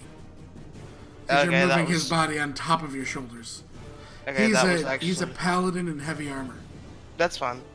Okay, so I move Bravo back, and that's really, that's it. Yep, Bravo, you're technically with him in the square. Okay. But your aura is down too. Drake. I'm. You know what? I'm going to throw a fireball at the same, spot. You can totally roll me a fireball.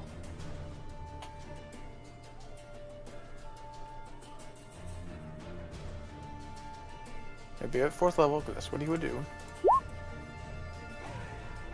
Okay. Roll me a d30 Okay, because you're throwing into darkness. that's fair. 22.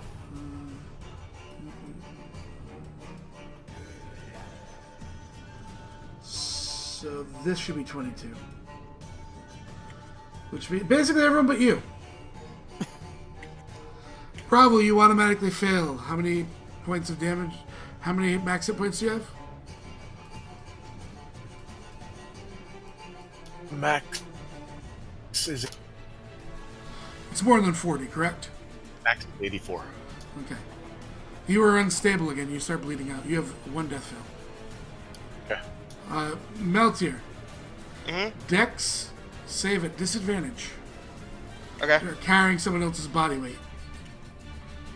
Please pass. Please pass. 19. No damage. You take. Okay, Bravo, you take 80 points of damage. As he No, uses you as a he- shield. He has evasion. I am granted, Okay. and if you are not able to evade, carrying someone else. Okay. You're carrying understand. someone in like 200 pounds weight. And Good. 70. Understand. Yeah. So Okay. you'll take 20. You still pass, but you will not be able to evade. Okay. So I take 20. Yeah. Gahal, dexterity save. You are not at advantage because you cannot see it coming Yeah, that's with what danger I'm saying. sense. 14, Derek. That's a fail, right? So Yeah. you're not totem of the bear, are you? I am. I have You are, resisted so everything. That's you'll like, you'll be at 20. And then the dragon will make its save, which I haven't done yet. He will pass. He will also take 20. Yeah. I hear the others yell, and I was like, oh. They're just screaming everywhere, and the dragon's like, toasty. Yeah, if I do too well, I say, is I will now move 10.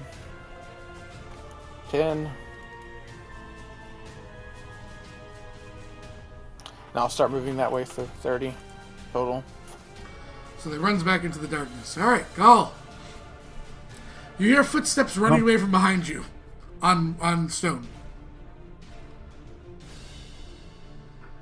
footsteps running away from Yeah, they're running away from you. Basically, the sounds of it is your party's running away from you.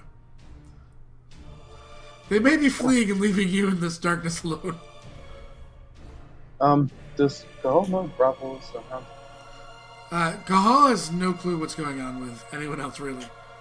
He hasn't been able to see them in ages. And he was just ignited with a fireball. Then he's gonna disengage and run the direction of those footsteps. Okay. So you Also- make your way up here and roll your potion. I'll say part of this is going to be a perception check, because you were down there when there was fire, and then they made a turn. Did he take the 5-foot step directly to the left of him on the map? No.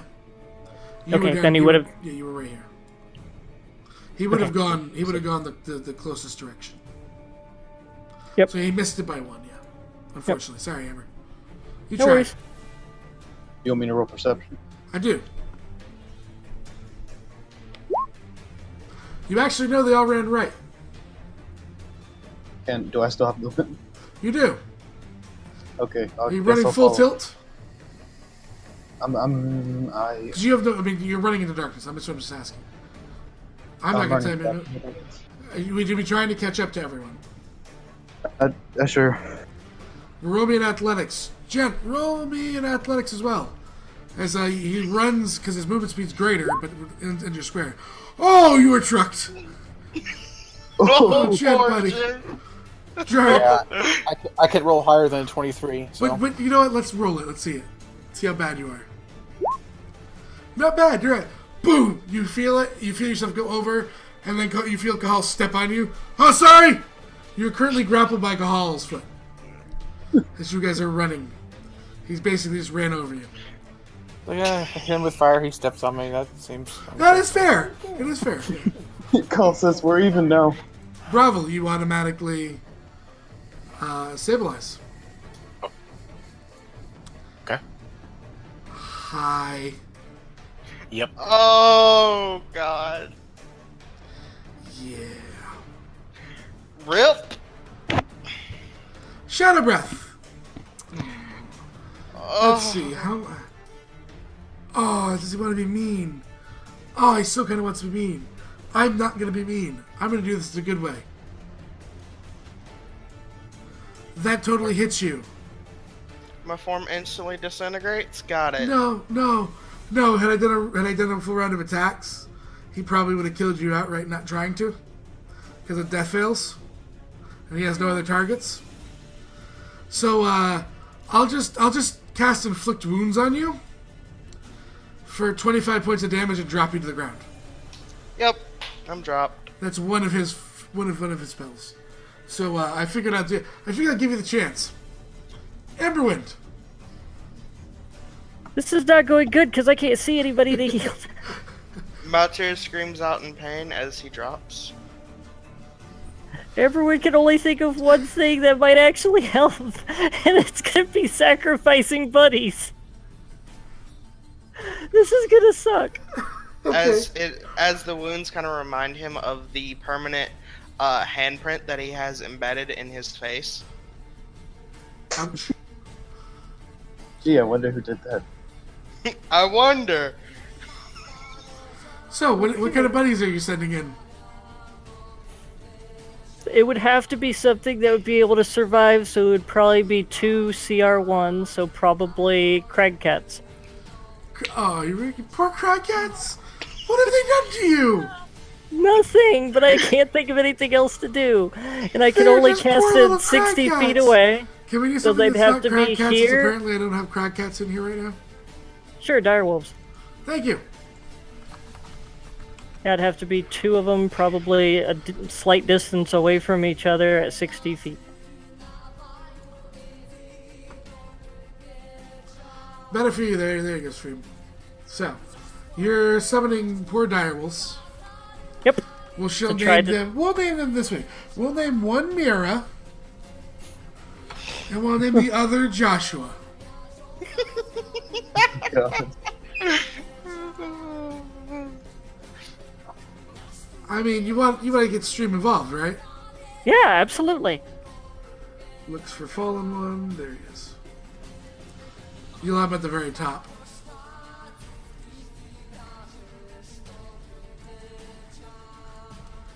So let's see. There's 1 and there's 2, right? One like there. And then I'm just gonna name this one. Well, this one Joshua. And there's the name. And then we'll name this one Mira.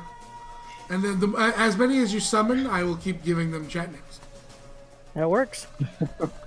Because everyone's gonna have to do it. Because it's the only way I can draw the dragon away so that I can try to get to people to help them. Did I not save? Shit. There we go. Nameplate there.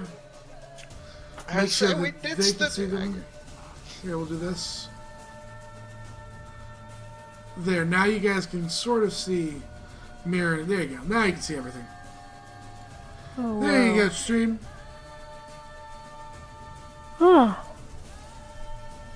I'm crying. So, Amberwind. You summon them. Yeah. They'll go on your next turn, I guess. Sure. Alright. Bonus anything?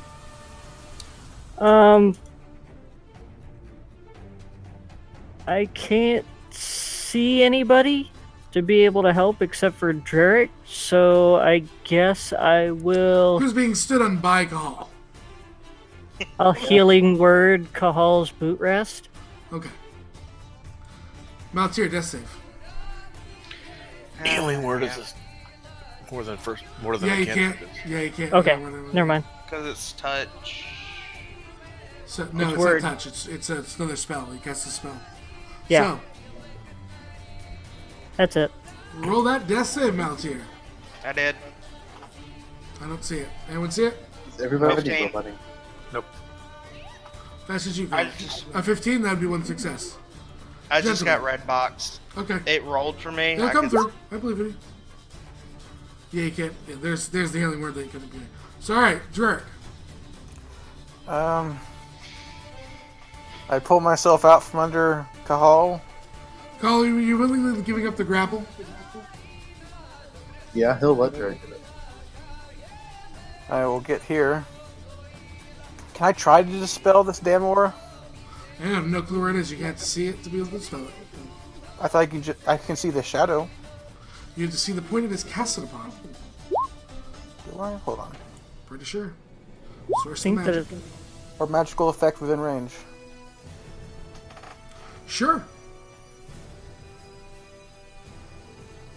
He'll try. Or no, he doesn't have 4th level. 3rd level. Nothing. It is an innate ability, therefore, much like a monk's innate ability, it is not a magical effect. It is natural. It can naturally summon darkness around him. I love that ruling. I love the fact that Amberwind's only reason of knowing that it wasn't a spell However, I was would say because of the daylight. fact that it went for better range.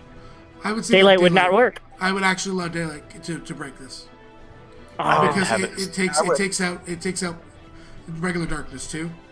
So because it's a higher tier of what he can cast as a caster, that's how I would put it. the only for reason daylight. that I would- didn't end up doing trust it me, I is would've- because it wasn't a spell.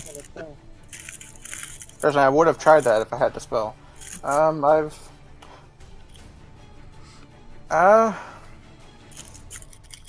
By the way, the spell magic is 1L. Huh? The spell is 1L. Just so you know. Oh. I'm sorry, I saw it and it just got me that time. I'm sorry. I'm usually pretty good.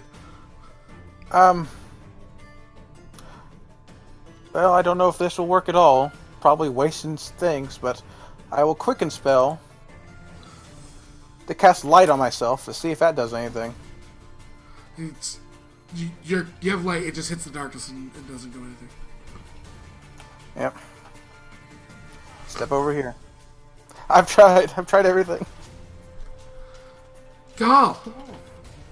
So, did you hear footsteps again? You can see people. The see dragon had Drake. moved. You see Drake slamming, like, kind of angrily, like, thudding his head against the wall, like, damn it, Oh. damn it. Okay.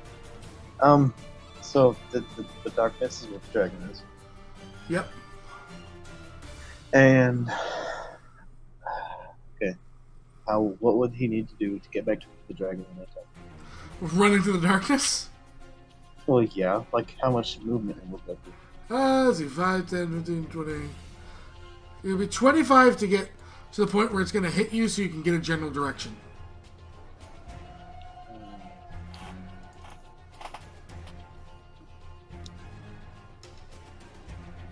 I guess I'll hold my action. If it attacks me, I'll attack it. Okay. That's your turn? Yeah. Alright, at the end of your turn, your rage drops 2 turns. Bravo, you are stable.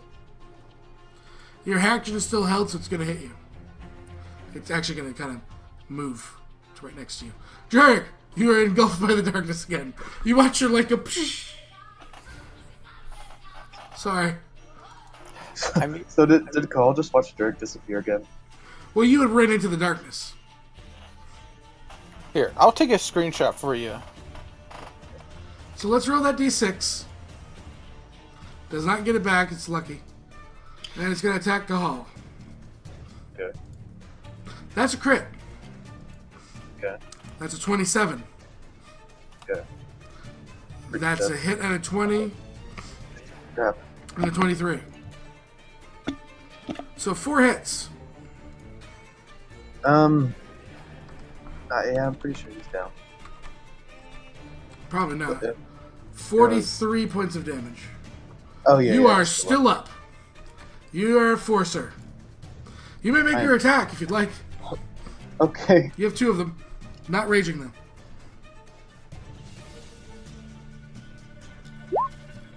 That's a hit at disadvantage.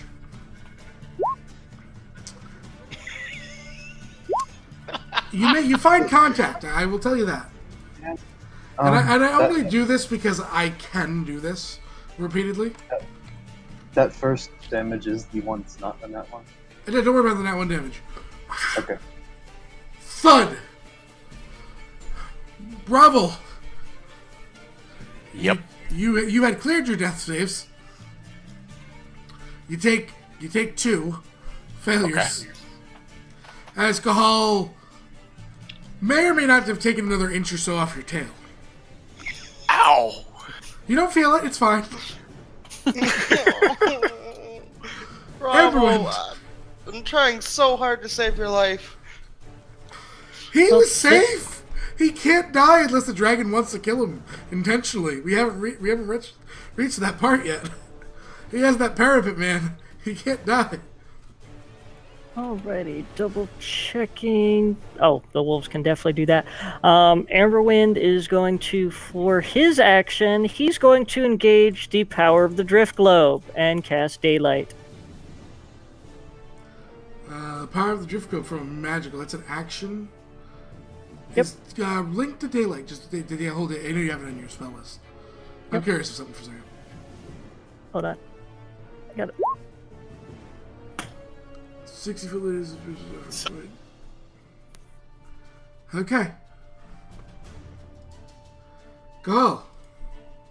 Yeah. You can see. I can see. He actually yelled this out. I can see. Oh. Yeah, you see the He's piece of Bravo. Bravo's tail wagging around that you just took off. And something just happened. Someone donated. I couldn't get to it. I was doing stuff. More Jerk. donations. One Jerk, greater to jerk. Bravo Maltier and a minor to Kahal. Spartans. Direct Roll thrust indeed. his fist in the air. I did it. Thank you. What is minor? Wait, what? One greater to both Bravo and Meltier potion, and a minor to Kahal. What The is the non-raging minor roll? barbarian. It's 2d4 plus 2. And since I can still do it, Joshua and Mira are going to go and engage. Because they can see a dragon.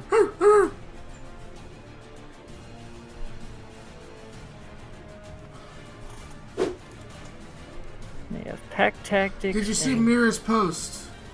And everyone can get back a quarter of the healing from Mira's rolling in another Patreon. So a quarter of our total health. Quarter of maximum health, yes. Hold on, I have to do math. This may take a bit.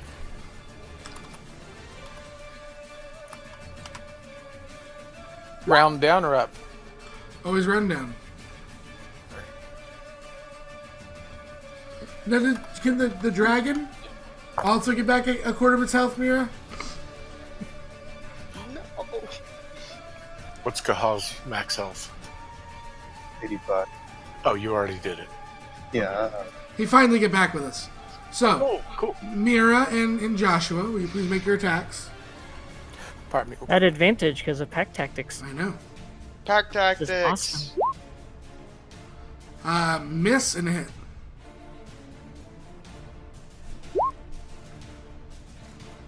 That's 6 damage. Okay. That is it? I don't think it can physically fail the strength. I'll roll it though. Yeah, no. Maltier, you're prone on the ground. There's a piece of what looks like tail on your face.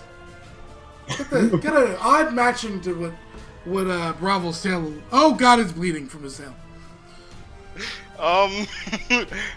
Maltier's gonna try and get up. Yeah, you can stand up. Alright, so he's gonna get up and draw his short sword. Okay.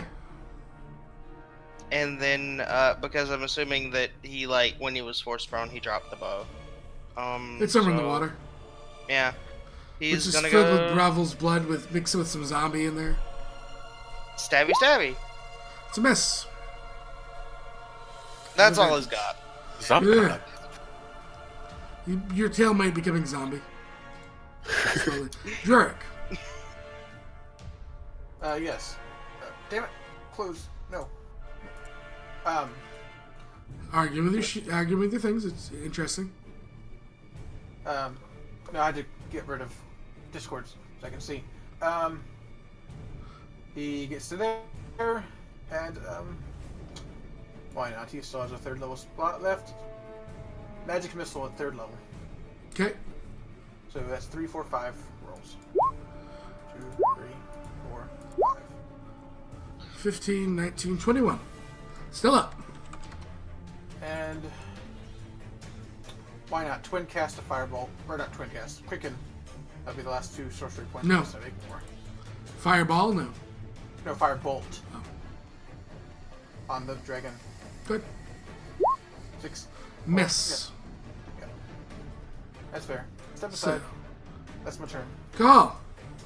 Is there a way I can move to get advantage or no? I mean, there's literally 2 dire wolves on your side and the other side. Oh, okay, sorry. We literally have allies directly across. Okay, so Yeah. you'll never guess what I'm gonna do. Rage and attack. How many rages do you have left total? This is my last rage. You raged on the ship. Yeah. You're out of rages, buddy. Oh yeah, I am. Crap. Okay, well, just gonna attack them. Swing away. When you make the barbarian go to rages, it's a small victory, guys. That's a miss. That, however, is it. The 23. For 10 And, damage. I'll poach. That's probably smart. I don't get barbarians without rage very often. You might be my target, just saying. Bravo. Can I roll out from underneath him and stand up? Yeah, you can just stand up, go to the north. You don't have to roll anything for it. That. And then swing.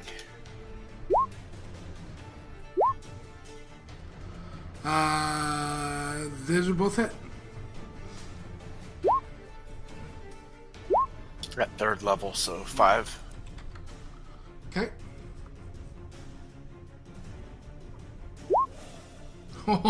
Oh, so close, Bravo. Oh, okay. You know what? You tell me a story, I might give it to you.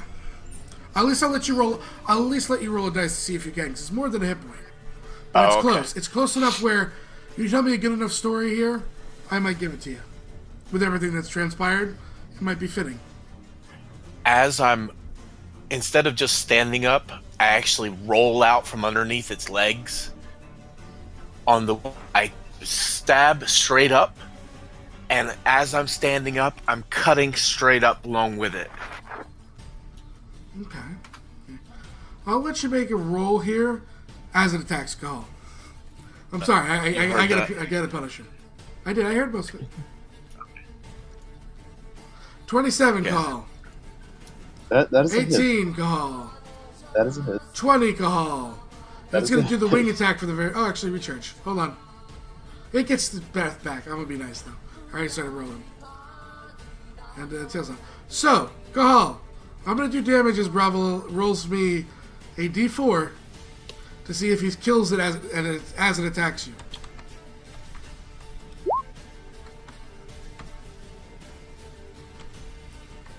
Gall, how many hit points do you have?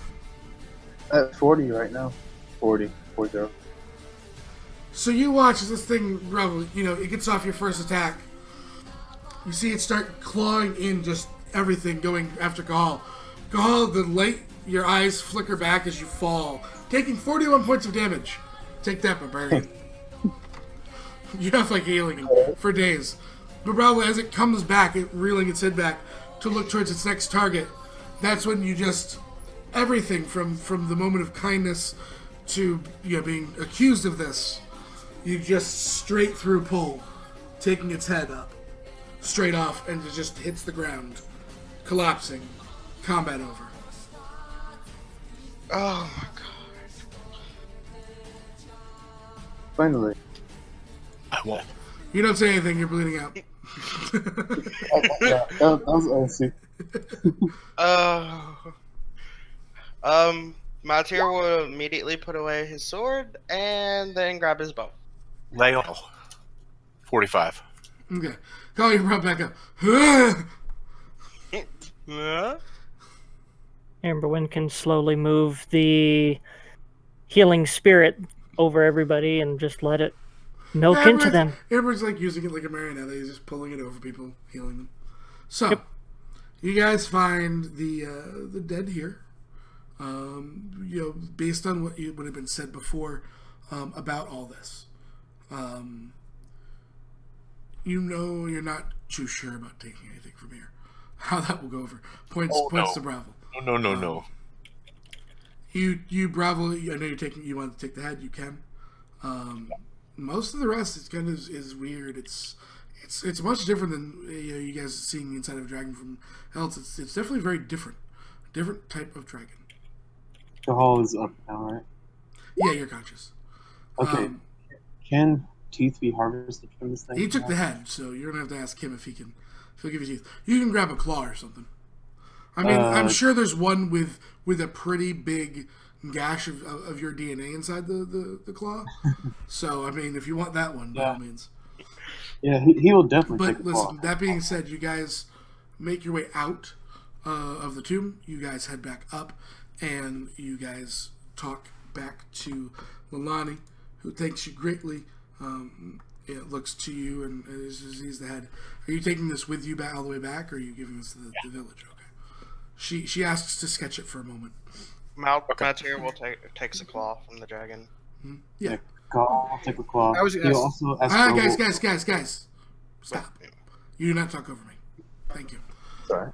You guys will then make your way out of the thing, and you give her a moment to sketch it. She kind of parades you through town with the head gravel, knowing that people are going to be looking, especially towards you, almost as in a spite of some of the town beliefs. She brings you to a small house on the south side of the village, actually outside. A very easy path to have missed coming up here, especially in the conditions you were in. And there is an older human male who is separate from everyone else, who then will send you back to Penrith. He doesn't know the Enclave's teleportation, but he does know Penrith, and he'll send you back there. Going through Penrith, you guys make it back to the Enclave of Valor, where this is already 8:45. That's where we kick it back to Discord. We say thank you so much to the donations and the Patreons today in chat, and we'll be back pretty soon with our normal Friday game. We'll you, say everyone. bye, everyone. Good night, everyone. Thank you, Mixer. Thanks, Mixer. Thanks for the donations. Bye.